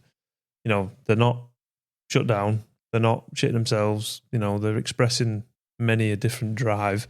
And that was what because obviously previously as a force-free dog trainer, they'd always been said like, dogs are shut down, look at this, look at that, in terms of body language and etc. And obviously, like, as a balanced, if we're going to use that word, sometimes we are actually looking for those that body language to go, the dog's got clarity of that, and I know the dog perceives this as an aversive, so there we've got clarity and whatever. But the argument I'm pushing here is when it was the dog shut down because of this, that, and the other. And you see them on socials, don't we, where force-free dog trainers are picking apart a clip, and it's like, yeah, look at the dog's body language here and there. And so having heard all that, and again, because it's been pushed on me for about 8-9 years, it was just like, but then seeing it, and I was like, oh, fucking hell. And then other seminars and other people's dogs and things like that, and it just started to drop. And that was just when it was like, it just all came flooding in then, in the sense of it was just like, what the fuck have I been doing? Granted, not all bad work, of course, but like so many dogs I couldn't help, so many dogs that weren't off the lead, so many dogs that, were probably passed from pillar to post after me because I couldn't achieve the results I was looking for, which is not great. And, think about that quite a lot sometimes, to be totally honest. But I am where I am at the end of the day in terms of now. And yeah, it's strange. And I try and explain this to Brooke, my missus, all the time, and she can never quite get her head around it because you just can't. You can't rinse your missus. And it can't. But You can't what? Your missus rinse? You can't rinse Get it. stuck into it. Oh, right. Yeah. Trying to get used to these UK terms. Yeah, But what I mean is, like, the dog training industry is such a weird one.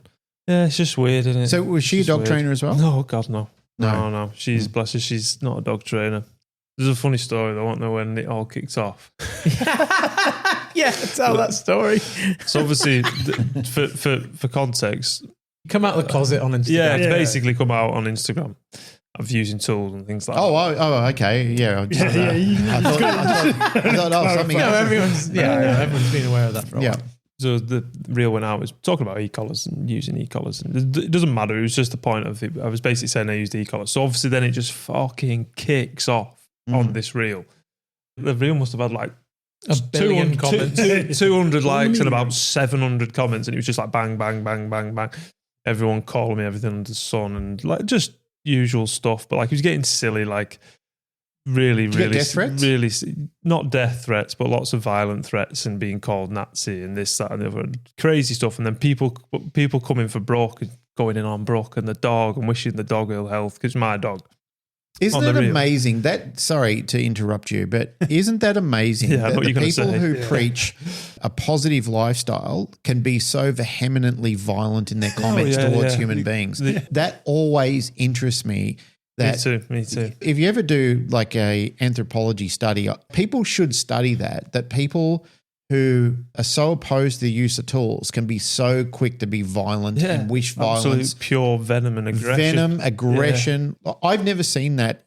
Like, look, I've had death threats and things over the years and all sorts of stuff from people, even on the podcast, don't like us talking about things and stuff like that. But that's people's insecurities and trying to control you to fit their narrative. And it's a sad state of affairs when all you're doing is having a conversation. If people don't want to listen to it, they just don't put it on. They don't turn it on. I don't want to drag up the whole shit box that's going on in the States with Charlie Kirke. But there have been people that have been trying to tell me since that happened that, you should know this about Charlie as well. And I'm saying, I know that some of his stuff is controversial, but he got fucking shot. Someone shot him, and all they had to do to fail him is to say, you know what? No one's turning up to your talks. He didn't hold people at gunpoint. He didn't bring them in a room and lock the door and brainwash them. He just set a tent up there and just said, hey, let's have a conversation. And it might have pissed people off. Which happens in the dog training world as well. But you don't deserve that vexatious, venomous vitriol, all the V words, that people just pump at you who say, I'm at it for a compassionate lifestyle. Yeah. How can you be? You seem to hate human beings so much and only advocate for the dogs that when they don't fit your narrative, you want to fucking destroy them. Like you talk about some of the most prolifically violent comments I've ever gotten from people who claim to be force-free people. It's crazy, isn't it? It's insane. fucking mental. It's insane. Anyway, sorry, mate. Go on, keep all going. right, but I can't. Their efforts are obviously trying to influence your behavior, and obviously they come from a place of putting a heavy focus on a particular quadrant, that being positive reinforcement. But why, when they want to change your behavior, do they immediately go to negative reinforcement and punishment? Foot that off at shite. Straight in for his missus. They go for the jugular with a good old fashioned. But it was funny at the time. Well, truth be told, I was stressing at the time because it was just overwhelming. Yeah. And not that I'm not a well-known dog trainer, but at the time in that sector of the industry, it was reasonably well known. Do you know what I mean? In the force-free side of it, but for it to then just go from that to then bang, and it was like 100 mile an hour, like messages, comments. It was just fucking crazy, and it destroyed your social media for a period of time. Yeah, you had a little bit. Yeah, you had a considerably larger following. Big drop off, and then the financial drop off was a little bit scary at first because I was just like, fuck, like what am I going to do? Mate, you had my full respect when I listened to that episode and I heard you talk about that, because a lot of people don't have the courage to do things like that. 100%. You know, like there's a lot of people held back from being the real and true version of themselves because they've got themselves in a position where they're controlled by what other people want them to do and say. And I fully was. I'll hold my hands up at that. There was periods where I could have probably moved on it a bit quicker, but it was just, you still sort of, am I right, am I wrong? Because it's difficult. But I knew I was making 100, but once I knew, I was like, right, this needs to, and the only reason I hadn't put out a reel talking about tools sooner, I said this before on the YCA podcast, is I didn't want to then come across as a dick to the likes of the balanced community going, because you've been preaching it for fucking years, and I'm going, these e-collars are actually pretty good, do you know what I mean? After like 2 months. That's a nice bit of kit there. Do you know what I mean? So I didn't chassis, that. It's not that I was hiding anything. It was more the fact that I wanted to show a bit of respect to the people who've been fucking screaming from the rooftops for so long. So it was probably 18 months that I'd been using about 18 months I've been using e-collars. Yeah. So I just was like, you know what? I need to just go back to school. Just need to be humble, move my ego out of the way and be like, lock in, learn about it, and don't be trying to fucking teach clients. Do you know what I mean? Even though I've been working with dogs for a long time, it was like, nah, this is something I've got to completely start from scratch. So it had been a while that I took my time to then post that, because I was like, I don't want to come across as a dick on the other side as well. And I'm still conscious of that a little bit now. But the point was, it started kicking off and rumbling. Don't be. And me and Brooke are sat in bed, and I can't remember so it was blowing up my phone big style. She was sat next to me, bless her. She was on her phone and she's reading all these comments, getting like really fucking angry. Obviously, an angry little fucker. Isn't she? Yeah, Brooke. She's ace, but she can go from 0 to 100. My missus. So we sat in bed, and for context, someone's going in on the dog. So it's in the reel. It's my dog. She's a little olive, little spaniel, bless her, and she's ace. But we sat in bed together. Cup of tea, it was in the morning. Olive's on the bed under the duvet with like a slipper in her mouth, like classic spaniel. So, and someone was saying how stressed the dog is and the dog's going to fall apart. She's ticking time bomb and all this. So Brooke's getting really fucking irate. I can't remember exactly what got said, but we were pissing ourselves, weren't we? Because I was like, just don't reply, just leave them be. Like, I'm just not going to engage with it whatsoever. Anyway, she was completely ignoring me and just like smashing people in on the comments, but getting all like the technical training side completely fucking wrong. So I was just like, oh, for fuck's sake. From the dog's account, though. The dog's Instagram account. And then people are going, you're a pussy, mate. You haven't even got the fucking balls to reply to me from your actual account, and you're hiding behind your dog. And he's going, it's my missus. And he's like, babe, stop fucking replying. Just give me a fucking sec. But yeah, it was fucking... And she's just saying shit that's just not true. Completely not true. I'm like, no. Oh, for fuck's sake. She was just like, yeah, I felt it, don't hurt. I'm like, oh, fuck me. Not the point. But yeah, that was a pretty crazy time. But fast forward a little bit, and obviously spent so much time at YCA decoying for them at the club, which has just been, again, talk about that for a long time, which we won't, but, blown my head off in terms of the sports side of things, obviously, which is a huge topic. And going through Jacob's mentorship as well, which, I can't put into words really how much that's changed everything, business-wise, but dog training, for me, I'm very much still learning the crap, like he shouts at me regularly for everything we've already talked about in terms of business. But for me, which is obviously all very true, it's just still wanting to make sure the craft and the skill set is, not getting ahead of myself a little bit too much, so that I'm providing something. I don't want to do what I've previously done, is what I'm saying. I want to make sure that it's like, I know there's always going to be a reason not to want to, to stay in the same position or, feel a bit scared about making those changes. But for me, it's so important now that the craft and what I'm offering people is as fucking good as it can be. Because, I suppose just feeling secure about where I've previously been, but I just want to make sure I'm doing right by people in that sense. But yeah, fast forward where we are now, and it's, I'm lucky enough to be sat in front of Glenn Cook, which is, Uncle Cookie. Thank you, mate. I appreciate that. I think one of the things that I've always enjoyed about the industry is that I have the capability to meet so many people who come up with enthusiasm, compassionate, passion, thoughtful, and they're also developing and making something that I'm looking at. I'm going, oh, that's fucking awesome. There's times where I've watched people doing things and I get this positive envy that I think, oh, I wish I met that person, or I was in their journey when I was 30 years ago, when I was at the start of it, when I was at the beginning of my journey. And it doesn't mean that I'm at the end of the journey, but it's just exciting for me to see people legacy building. It was cool coming to watch you come out and do a seminar. It was fantastic. During COVID, we were doing an online session, and now here you are coming out and teaching people, listening to your podcast. Like I said with NDTF people, there was a student, I was telling Jake this a while ago, there was a student who said to me, I want to be just like you. And I said, no, you want to be better. You want to take all my flaws and everything that I've made mistakes in, use what I'm giving you to fast track your way into being a better trainer than I am. There's certain people out there who can give you the gift of their skills, and then you can look at it all without confusing yourself and saying, oh my God, I don't know what to do now.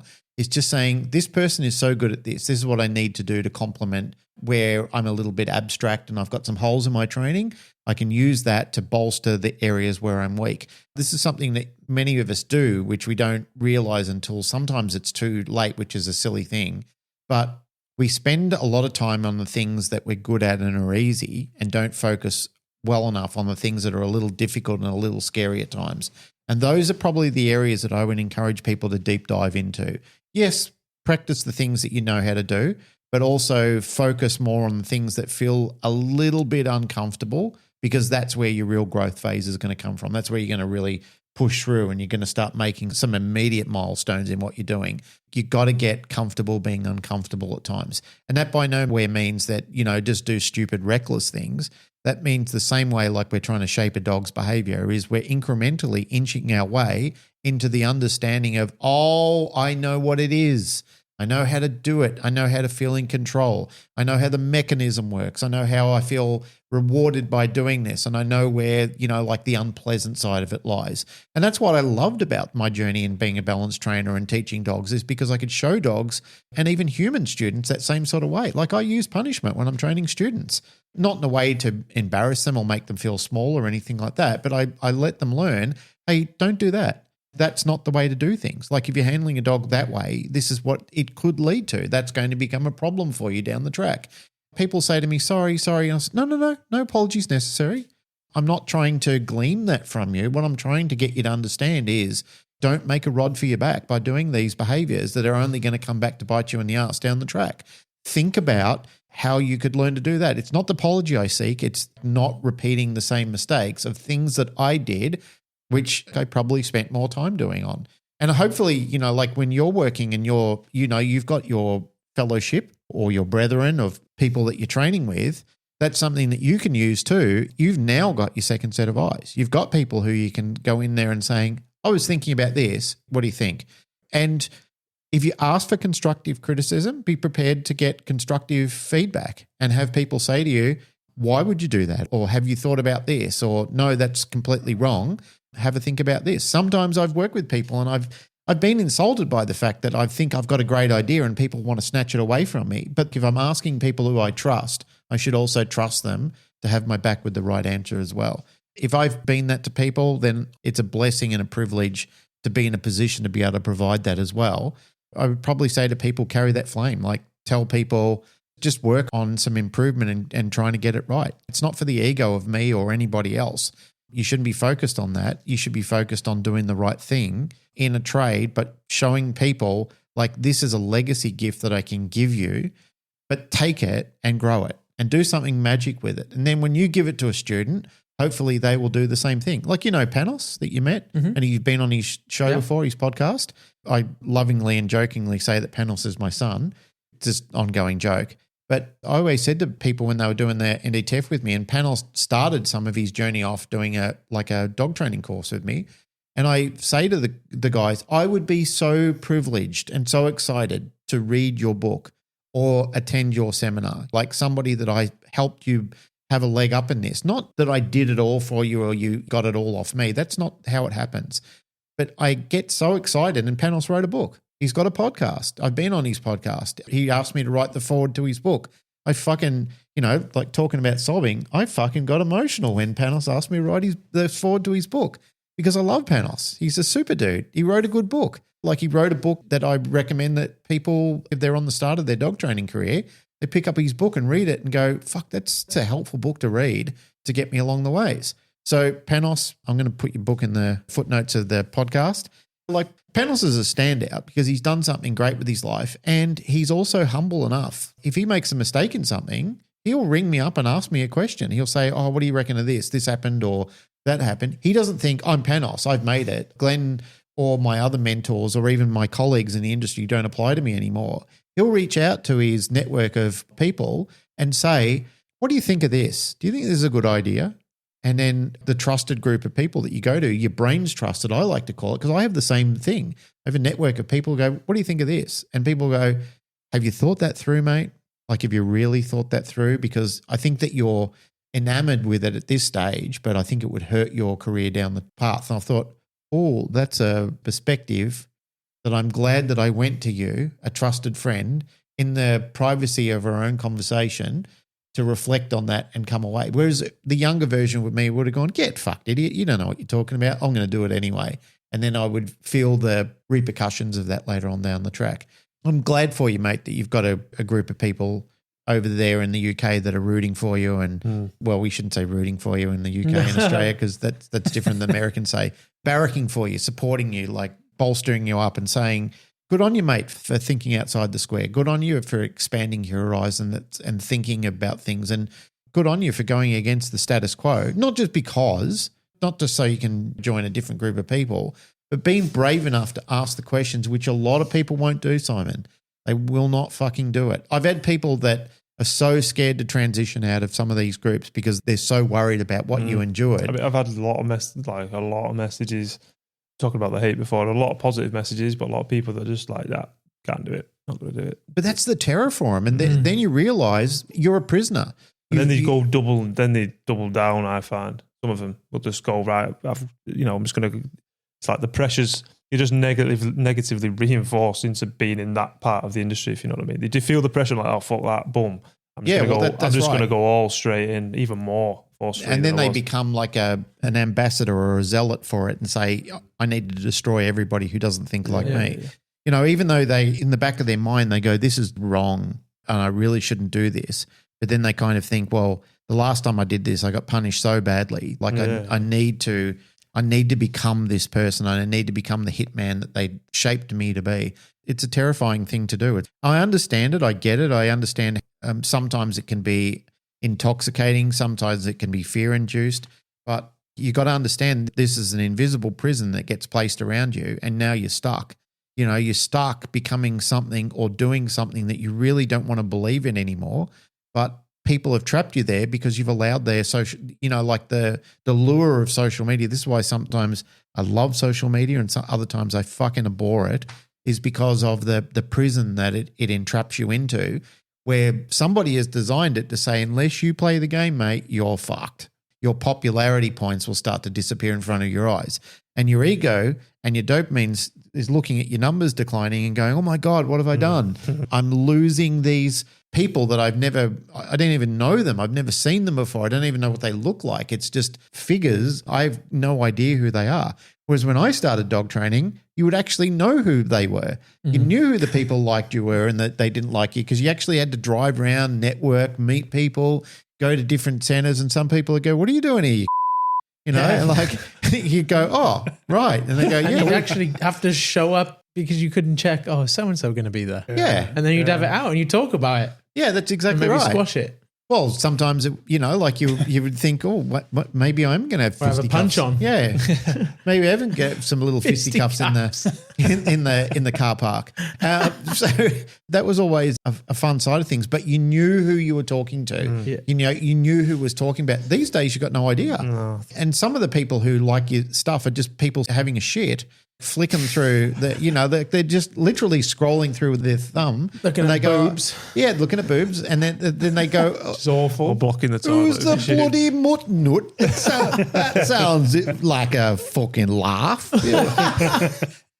And then they go and that's one of the people that you're taking direction from. That's one of the it's people who crazy. shapes your destiny. Isn't that crazy? Yeah. To think that somebody on the toilet having a poo is shaping your destiny, because there's, probably a solid percentage of the people who are there just got on there because they saw something and went, oh yeah, I'll like that. And then they never think of it again. There's people that I follow that I've never seen their stuff ever again until sometime later I come down and go, why am I following this person? I don't agree with any of their principles, and then I unlike them. They're probably sitting there going, oh my God, that one like just disappeared. My God, my whole world fucking caves in. But mate, the difficulty for us with social point scoring, sometimes it doesn't allow you to become the best possible version of who you should be. It can shape your destiny. It can make everything go all right. You talked about that. I don't want to rob the joy out of that seminar, because I do agree that social media, when used properly and used well, it can change your life, but it can also change your life in a way that you didn't expect, in a really bad way as well. There's plenty of people who had their life crushed through social media simply because people have decided, now we've got you locked in the matrix. Now we're going to pull the pin on you. You're so excited about where you are. Have a look at this. We'll pull the floor out from underneath you because you're not playing our game. You're not doing it. You're not being the entertainer we expected you to be. So some people are locked into that. They're just going, you know what? I'm happy. I've sold my soul. I'm doing it. That's what I'm doing. Where other people have gone on and gone, hey, this is me, real. And the people that follow you are the real people that you wanted following you. And they like you and love you because you've developed a real traditional version of who you are. You didn't have to pretend to be some monkey dancing on a barrel. You're actually the real invested, and you're saying, this is the product, this is the service that I bring. This is the humor that I bring with it, or this is the serious side of it. This is the teachings that I deliver this. Like, if you're interested in my sermon, come to it. And then you see the likes and follows that you've got and you go, yeah, cool. I've got an audience of genuine people who like what I'm actually doing. I'm not pulling punches. I swear. I tell jokes. I do things that are a little bit controversial to what the normal people do. But now I know at least the people who are following me are genuine people. Kirke's probably sitting there going, fuck, I only got like 5% of that whole fucking thing. Take your shirt off. Fair enough, yeah. Pull out the big guns. Go on. Lift Do your something thing. So Pick Glenn up. Put Black Glenn on your shoulder. he probably could. He's a Oh, no, I definitely could. Yeah, he's a big. You'll hurt for it though. Trust me. So before we wrap up and we finish off, because we've sort of done like a little bit of a cabaret of a room full of personalities, but pearls of wisdom, mate. Like, tell something that from the industry, how it's changed you. I just don't want to sound like a broken record, but I have the biggest respect for him. Yeah. Putting it aside for what he did in terms of like Oh man, it's a brave move. putting his cards on the table. Yeah. I suppose my advice would be brave. It's kind of the same because obviously Jacob's got like his persona shifts a little bit depending on the platform, right? He's copped some stuff on Instagram because of how he is and how he's used it, but that's not necessarily him. Yep. Like, look at his YouTube stuff, look at his seminars. If you want to actually know like the man, don't look at some of the reels he's done where, I don't know, one of us is running around Funny though. fucking naked or whatever in a chicken suit. I don't know. Like, Squirrels. do you know what I mean? Take those, yeah, like the squirrel thing. Like for me, like take it as a pinch of salt, the social media stuff. If you see things on there that you think maybe that sits right with me, then look at a different place to actually find out about the man or the woman. And it's the same with like Si. Like I didn't speak to him that much before that post that he was talking about. And as soon as I saw that, I was like, to me, that's the mark of a solid human.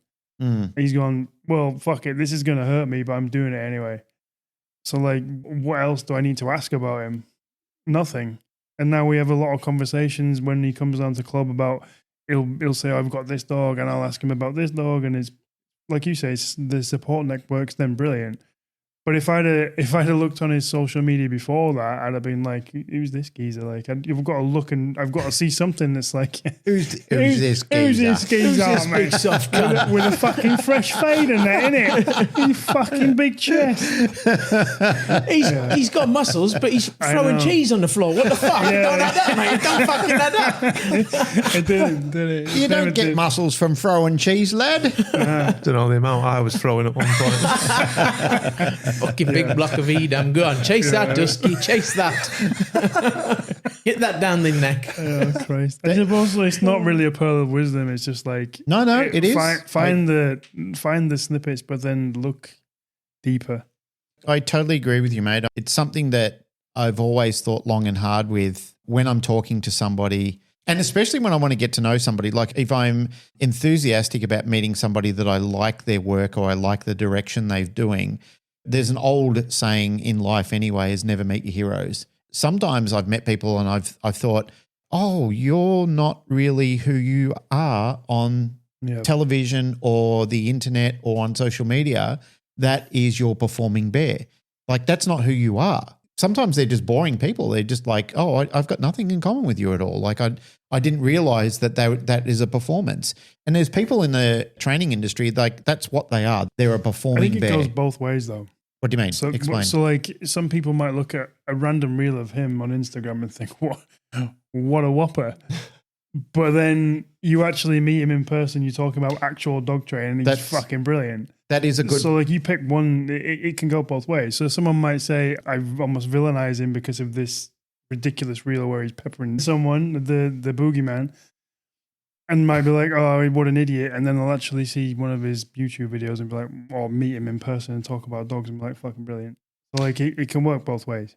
Mate, very long story short, many years ago, I was involved in a partnership of a security company, and we used to do, one of our jobs is we used to do like celebrities on network TV and so forth. And I used to run a team of people where I'd walk everybody in, set up the team, and because it was live to air. So we, like it comes with huge risks when it's a live TV show. We had to screen the audience, bring everyone in, and then I'd walk celebrities in, like bring them in and stand there. And then when they left, I'd walk them back to the green room. Some of the people that you think, oh, this person would be so fascinating to meet, they were shills. Like you'd just be so surprised, like they had nothing to offer. And some of them were just not nice people at all. They kind of looked at you like, oh, you're just the help. Get out of my way. You're a lesser person than me. And they weren't even very big people. They were just starting off their career. But they've got people licking their boots in their ass, and some people like that sort of stuff. And they've got so many of them, they just become used to it. I was like, oh, this is the life. Like anything I want, I can get it, and anybody less than me is not really worthy of my time. And they're horrible, horrible people to be around. But I met Sir Anthony Hopkins one day, and I picked him up at the car and I was walking him down, and something was happening where normally one of the show producers will come as well. So a cardinal sin is you're not really supposed to talk to the talent, like you can answer questions and so forth. But we're in the hallway and I stopped and I turned around because I thought I absolutely love Anthony Hopkins. And I said, Sir Anthony, I shouldn't really say this, and I said, but I'm an enormous fan of your work. Like I remember when I was a kid and I snuck off, I nicked out of home and went to the cinema to watch The Elephant Man, and even Silence of the Lambs as you played Hannibal Lecter, and all the roles that you've played and the diversity that you've done. I just loved it. And he looked at me and he paused, and I thought, uh-oh, I've just fucked up right royally here. And he grabbed my hand with he's got these big warm hands. He grabbed my hand and he held my hand and he put his other hand, he cupped it over and he goes, thank you, my boy. I really, really appreciate that. He goes, it's always so nice to hear that you've got somebody who genuinely appreciates your work. He goes, what's your name? I said, it's Glenn. He goes, I won't forget you, Glenn. And I'm sitting there going, oh, fuck. Like I'm melting, having a moment. Like he's got this big fatherly like hand that grabbed me and I'm thinking, holy shit, I'm having a moment. Anthony Hopkins. You start weeping or you? Nearly, Yeah. nearly, much to your disgust, Kirke. But I was sitting there going, I still can't forget that moment. Like that is etched into my brain as one of the most important points. He walked out at the end of the show and everybody was around him and he went to get in the car and he got out of the car. He goes, where's Glenn? And he turned around and he goes, I won't forget you. I'm sitting there thinking, holy shit, that was Sir Anthony Hopkins. Like, you know, and he's probably got in the car and going, what a fucking wanker. What a fucking wanker he was. But He's Welsh. No, And the reason he's so great is because he's Welsh. well, I don't think he did. And I appreciated the fact that most people would just go, yeah, mate, get out of my way. I'm here to do a show, not talk to you. You're just a security guy. He looked me in the eye and he spoke to me and he gave me a human connection. And I will never forget that he did that for me and the way he made me feel about that. And that's why some people say people might forget what you did, but they'll never forget the way you made them feel. And I think that's a very important thing for anybody in any field, regardless if you're a dog trainer. And some people just listen to this show just for, you know, because they've met me, they're family members and stuff like that. But I think that's an important thing no matter where you are is carry that through your life. You know, like I've ruined relationships with people because of the terrible way I've made them feel before, but I've also brought people in and had great relationships because of the way I've made them feel before as well. Pat and I, and I'm sure you guys might in your own way, Pat and I get messages. We get them collectively and we get them individually where people have said, hey, you saved my life. And I keep every one of those messages, privately store them, and I read through them on a regular basis where people have said, I was at such a low, and I listened to some of the shit you were sharing about, you know, like your own dilemmas and stuff like that. And it got me thinking about doing things differently. That means an incredible amount. Like that means more than anything else. You know, they're things that I can take with me because when I'm talking about legacy building, that's part of legacy building. It's part of having that network. So I get it, mate. I understand what you're saying when you're talking about, you know, your admiration for Simon and the big risk he took, because you didn't hold yourself back just from being that performing bear for people just to say, you know, like this is all I am and this is who I'm going to stay for the rest of my life because I'm too scared to move away from this. You said something doesn't feel right here. Like I don't feel that I'm doing the right thing and I should be free to question this. I should be allowed to ask people, well, ask myself and feel within myself, can I move away from this? And if I have the bravery to do it, let's commit to it. Let's investigate this further. Mate, sometimes it feels extremely lonely. And as I repeated before, like when you do have that network and net worth of people that you can connect with and share that time with, you can say, geez, I'm so lucky I've got a group of friends that get me, they understand me, but they also hold me up at my darkest hour as well. And that's who you know who your real true friends are in life, not just because they're the chameleon, the mask that they wear. Another thing that I realized at points in my life is a lot of times where people ring you is the only time they ring you is when they want something, when you're valuable. And I know who my true friends are because I know that when I have nothing of value, nothing to give them, and they're ringing me because they love me. They're not ringing me because they just want something off me. For a lot of times with people, they are lost in the concept of what real worth is. And it's only when you don't have anything to offer, lots of people stop ringing. But when the right people ring, you look at the phone or when they turn up at your door, you think, yeah, man, you are a real friend, somebody that I can count on, somebody that I know that I have nothing to give you, yet you're still coming over to give me something. And that doesn't mean that that's what you think of them and say, you're only here to give me something so that you remain a friend of that. But it's something reciprocal that you can feel it in your bones, like this person would walk in front of a bus for me. And I probably have like a handful of those people in my life that I really know that they're genuinely there. I have a lot of people I know. I've got a lot of acquaintances in the dog training industry and a lot of people who wish me well. But like I said, if I didn't do the podcast, they might forget about me. They might go, oh, there's somebody else to listen to or something else to move on to. But it's not that they're bad people. It's just that you're only in their mind because you're a dancing bear for them for a while. And when you stop being a dancing bear, they're looking for another dancing bear. So, mate, fucking full power to you for doing it. Like, that's tremendous, especially at the height of social media. I didn't have that burden when I started off. I didn't have the burden of trying to impress an enormous amount of people that I don't know. I was building myself up through just, traveling around, meeting people, going to seminars, showing my dog to people and doing all that sort of fun and cool stuff. I didn't have that pressure on me. I feel myself lucky. I kind of feel like I got to live in a blessed time where I didn't have surveillance all the time like we've got now. We're surveilled all the time. People are watching everything we're doing. We're critiqued, we're criticized, and sometimes complimented, and all those sort of things can add pressure to who you are and how you think you need to perform. It does have a lot of value and it does help you, and it is the times we're living in. So, when I heard Jake coaching on it the other day at his seminar, I thought that's the right way to do it, is coach people how to live with this technology that's now going to be in our life forever until someone hits us with an EMF and blows up the world. But until that day, you've got to know and have coaching on the parameters. Here's how you use this technology for good. There's a lot of ways to use it where it can lay waste to you, but it can also be used in such a valuable asset to build your business, build your reputation, and build your life as well. But my advice is just don't be fake. Don't have this bullshit face on that you don't even know who you are anymore. You've lost sight. And I've seen people who've done that. They don't even recognize themselves when they look in the mirror. Jim Carrey said that. He was very prolific about that. He said, Jim Carrey is a character. I even lost touch of who I was because I was expected to be so many different people. This rubbery face comedian that you saw, that's not who Jim Carrey is. That's the performer. That's the person that made money and got all the attractive, but it also made me very unhappy at the same time. But you do you anyway. As Pat always says, well, I'm not the boss of you. I'm not trying to tell you to live your life. Yeah. Whatever works for you, whatever makes you happy, use what works. It's the success path in dog training. What about you, mate? I'm talking to you, Jake. What about your pearls of wisdom? What do you think? You're probably just going to say, yeah, if everything he says, don't do that. No, mate, you're right. We've touched on authenticity a few times today, and it was recently defined to me. Authenticity is how you act while people are watching versus how you act when people are not watching.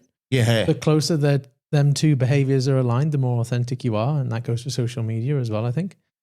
And if you want to do right on social media, but want to play right morally too, then be authentic and make sure how you're behaving in front of people versus how you're behaving in the absence of people is super important too. And you cultivate much deeper, genuine relationships with your audience then. If I am going to social media coach right now, the reason that probably why you yourself and Pat have gained such a level of notoriety within our industry and essentially a fan base is because when you speak to you guys in person is how we know you as people from a digital standpoint. And so, yeah, to summarize, be authentic.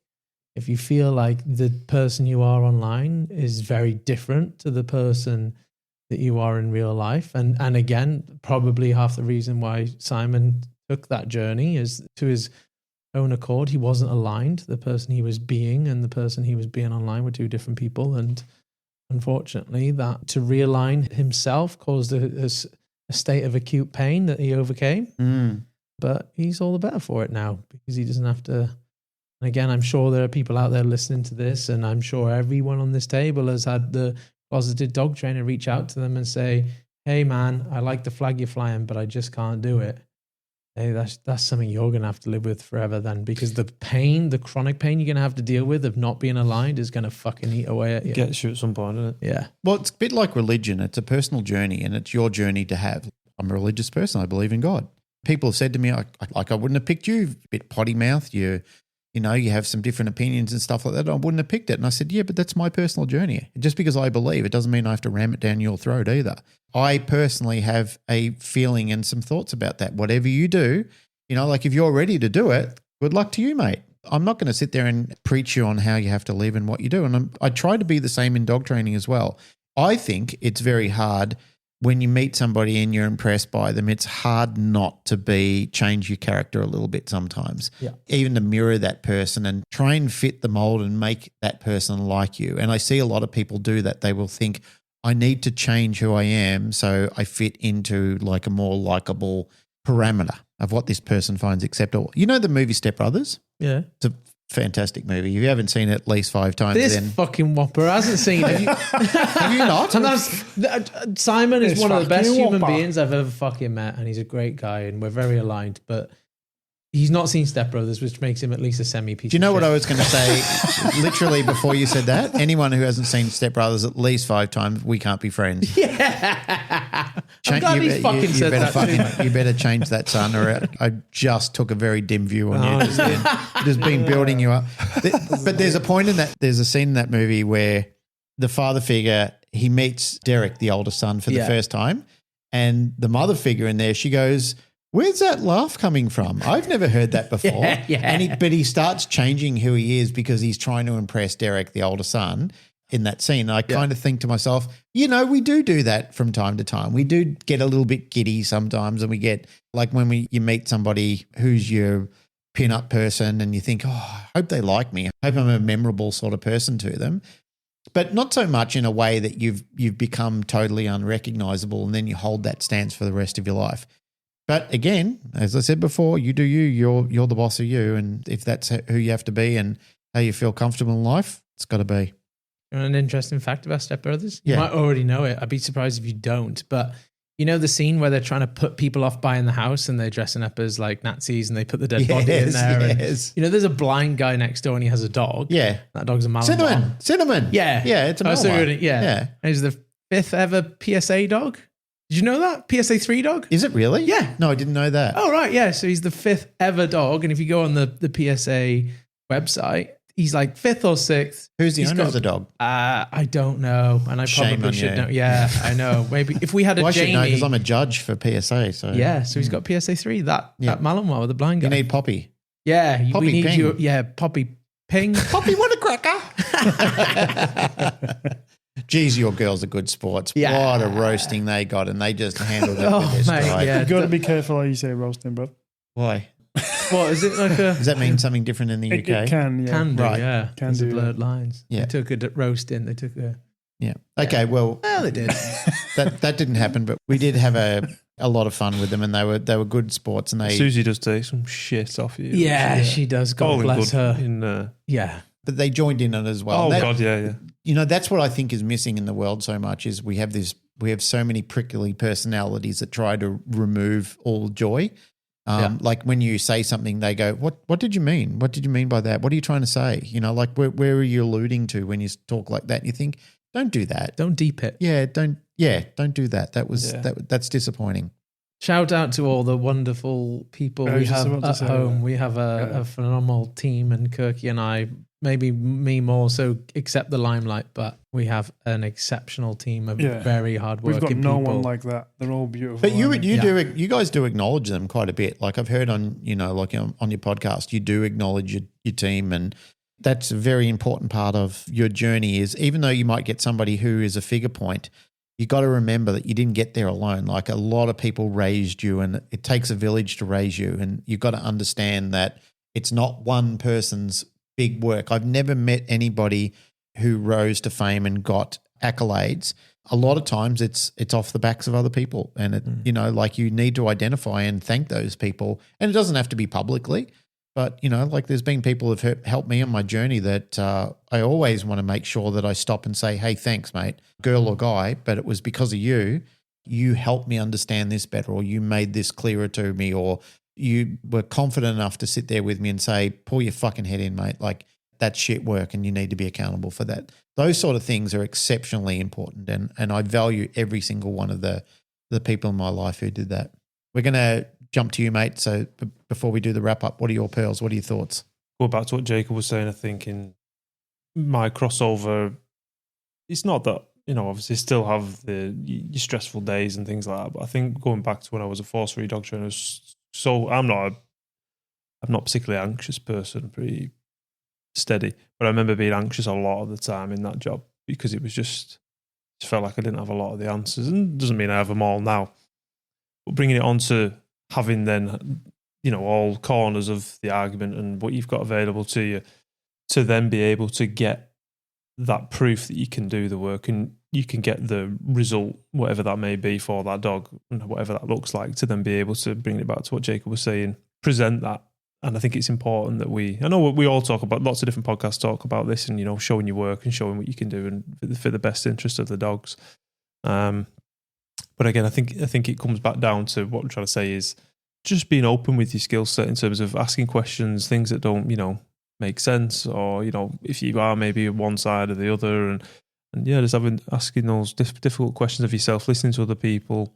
I think it's really, really important for the best interest of dogs, and as we've already talked about the future of dogs and where that's going, what that looks like, having the ability to be able to, of course, do the work, present that work and show that you can, you've got that proof to be able to then help more people so that we can ultimately have dogs as long as we can and have happy, fulfilled dogs. All a bit cliche, but for me, it's what I'm most passionate about now is not being full of shit and just saying things as a virtue signal, being able to actually, in the most cases, get the work done. Not that dogs are robots and you just need to cookie cutter it, but just get the work done, be able to show it, prove it, help other people, just so that we have, when, like I say, things come into fruition with certain noisy people, we can be like, hey, look, we know what we're doing, we can prove that we're doing it, we've got healthy, happy dogs thriving. Yeah, that's what I'm mainly passionate about now is doing right for the dogs. The evidence is really an important one. Yeah. If you sort of have to summarize it in any type of argument, and that's what I say to people, it's the evidence. And I share a kinship with what you were saying before. Like, I remember the 2 years that I was involved in the group of people, and I don't dislike them. I don't have any negative feelings or anything like that. It's just that I felt anxiety the entire time there. Like, I just remember the advice that I was giving to people, and I'm just saying, I'm thinking in my head, there's more that I could say, but I shouldn't, because I honoured this system and I've got to see it through. And I remember I was sitting in bed one night and I was just about to fall asleep, and it was almost like, I don't know, it was kind of like something just jolted through me. I got up and I was sweating profusely, and I went and had a drink. I was sitting in the kitchen. I'm just thinking, I'm not doing the right thing. I'm literally a fraud in this because I don't believe it.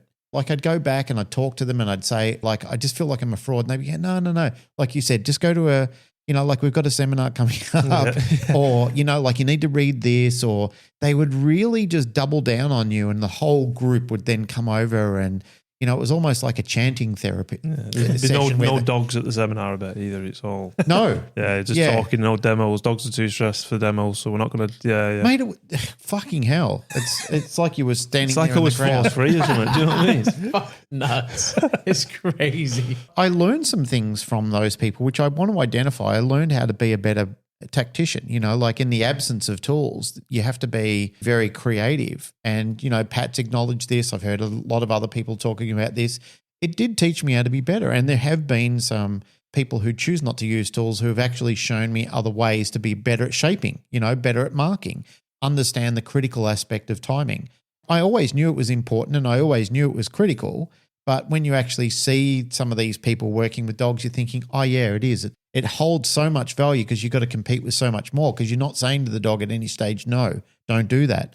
You're waiting, you're being patient, and you're having the patience of a saint to say, well, I'm just going to have to end this session now because it's just not going to go well, and I'll have to try and come back to it later when I've captivated the dog's motivation again.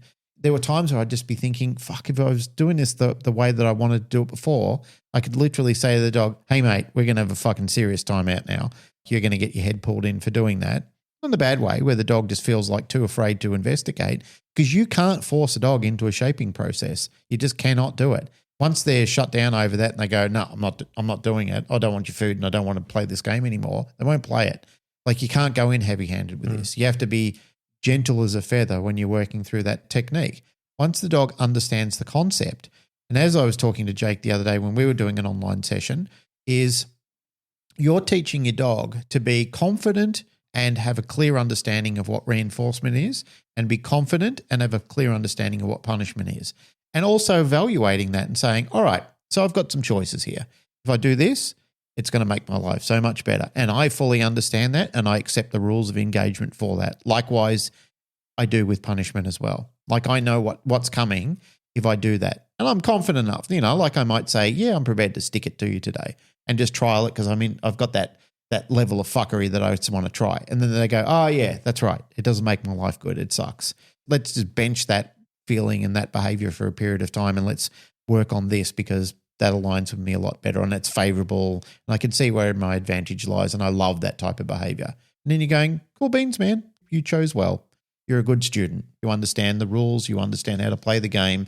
You understand how to make your life better. And all I am here is to facilitate that for you. You know, like not try and fuck you, not try and lay bear traps around you, but just to facilitate a better life. So you can basically go, I know that you didn't understand my lifestyle. I get it. I know that. But I'm going to show you how to fit into this because you have to know how to fit into my lifestyle because it is my lifestyle that largely evolves around what happens next. This is a huge mistake dog owners make around the world. They're so fixated on the dog living a dog lifestyle and then they turn to themselves and go, I fucking hate this.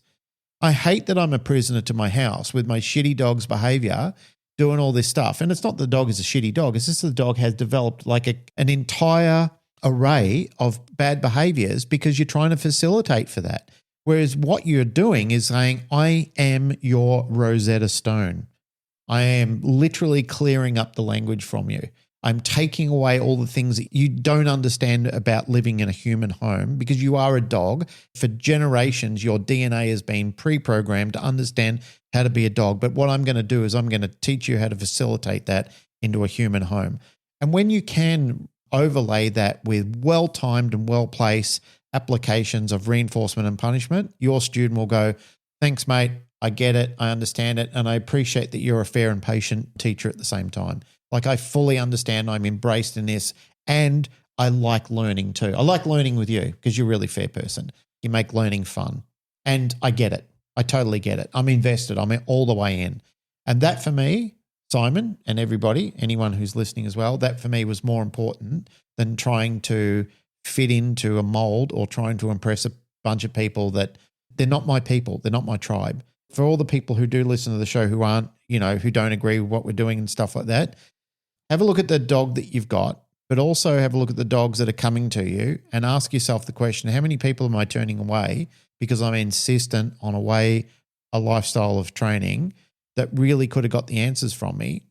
All I had to do was just give them some clear and structured guidelines on what not to do.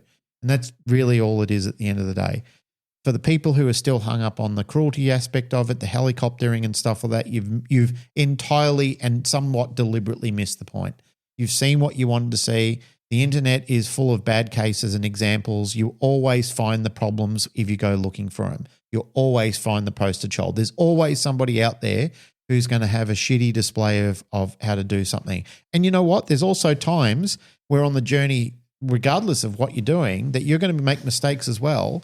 And if you're unfortunate enough to have that recorded, people will use it against you. It will be the one time where they say, that one time that Jake fucked up, that one time that Simon fucked up, that one time that Ian fucked up, I've got that on camera. And, and I can punish him for the rest of my life. And you say you don't like using punishment, yet you're punishing these people and holding them accountable to one stage of their life. Because I know lots of people in their journey where I've watched them and I've even coached them and I've said, hey, don't do that again. But I didn't record them and put it up on, like funniest videos or how to destroy a life and saying, I'm going to destroy this person for the rest of their life because I saw them doing one stupid thing.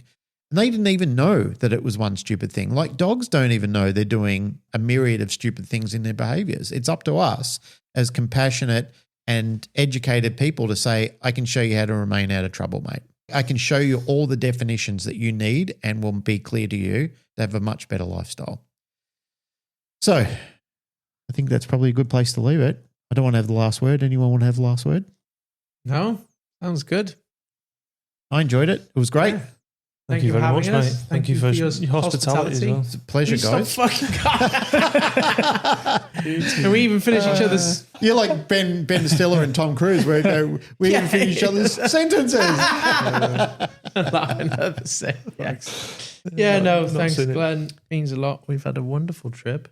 I'm very grateful for you. I'm exceptionally grateful for these two gentlemen. I'm grateful for all you guys too. I was excited to meet you guys. I really genuinely was. And I'm excited to watch mostly him though, yeah.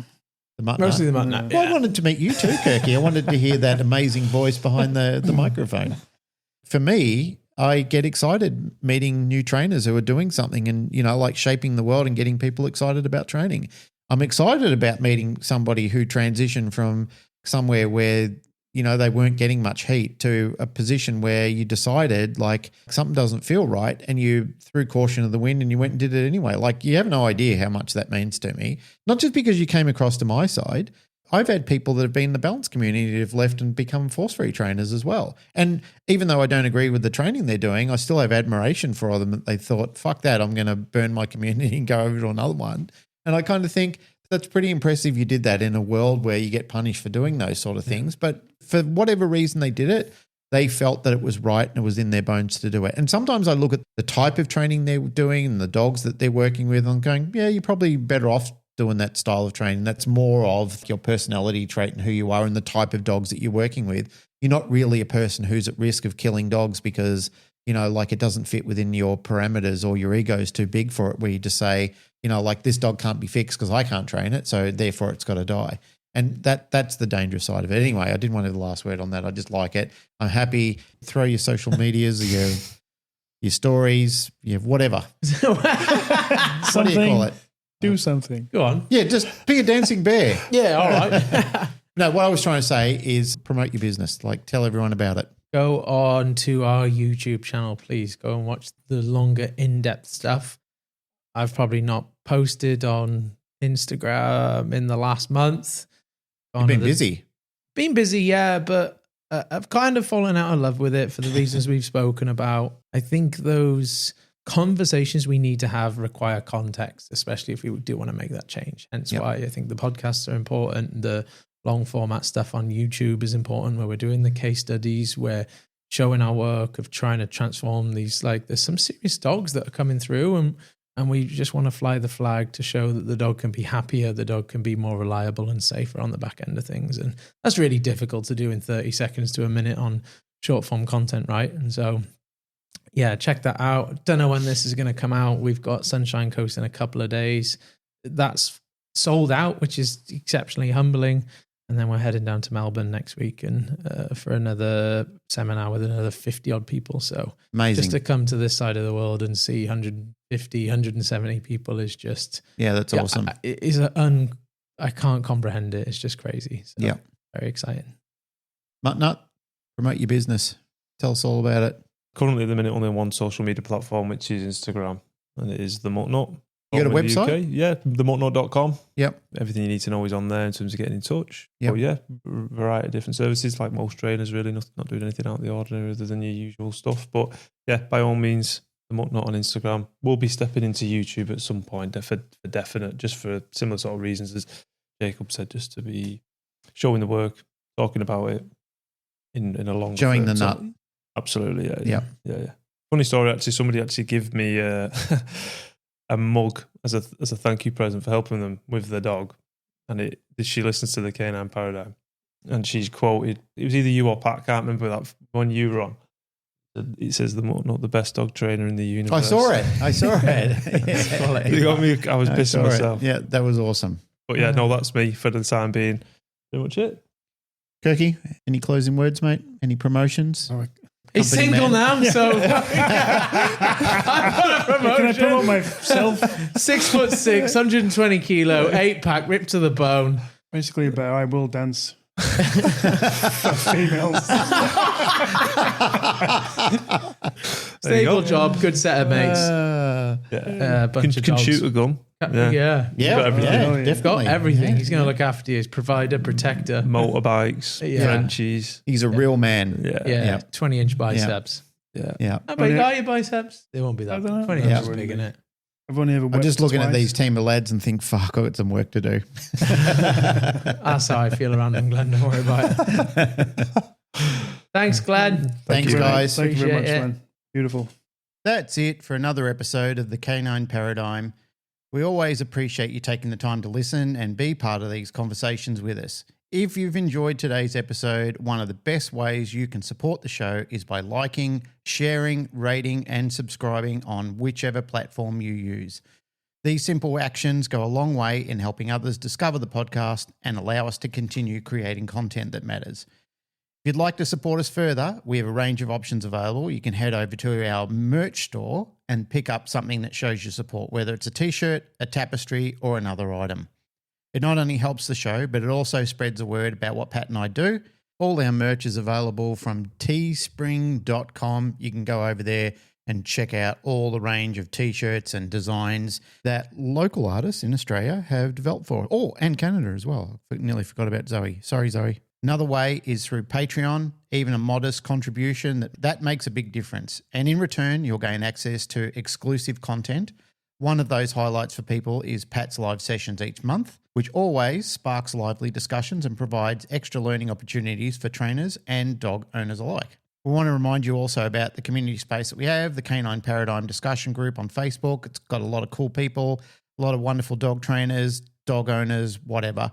You can come along and talk about what you've heard on the podcast. You can share your own experiences or simply connect with other good people, as we've mentioned. The group has grown into a supportive and engaging environment where lots of trainers, enthusiasts and dog owners on every level can exchange some good ideas, ask some questions and be part of the ongoing conversations about our dogs and some of the training that we talk about or that you see online, whatever it might be.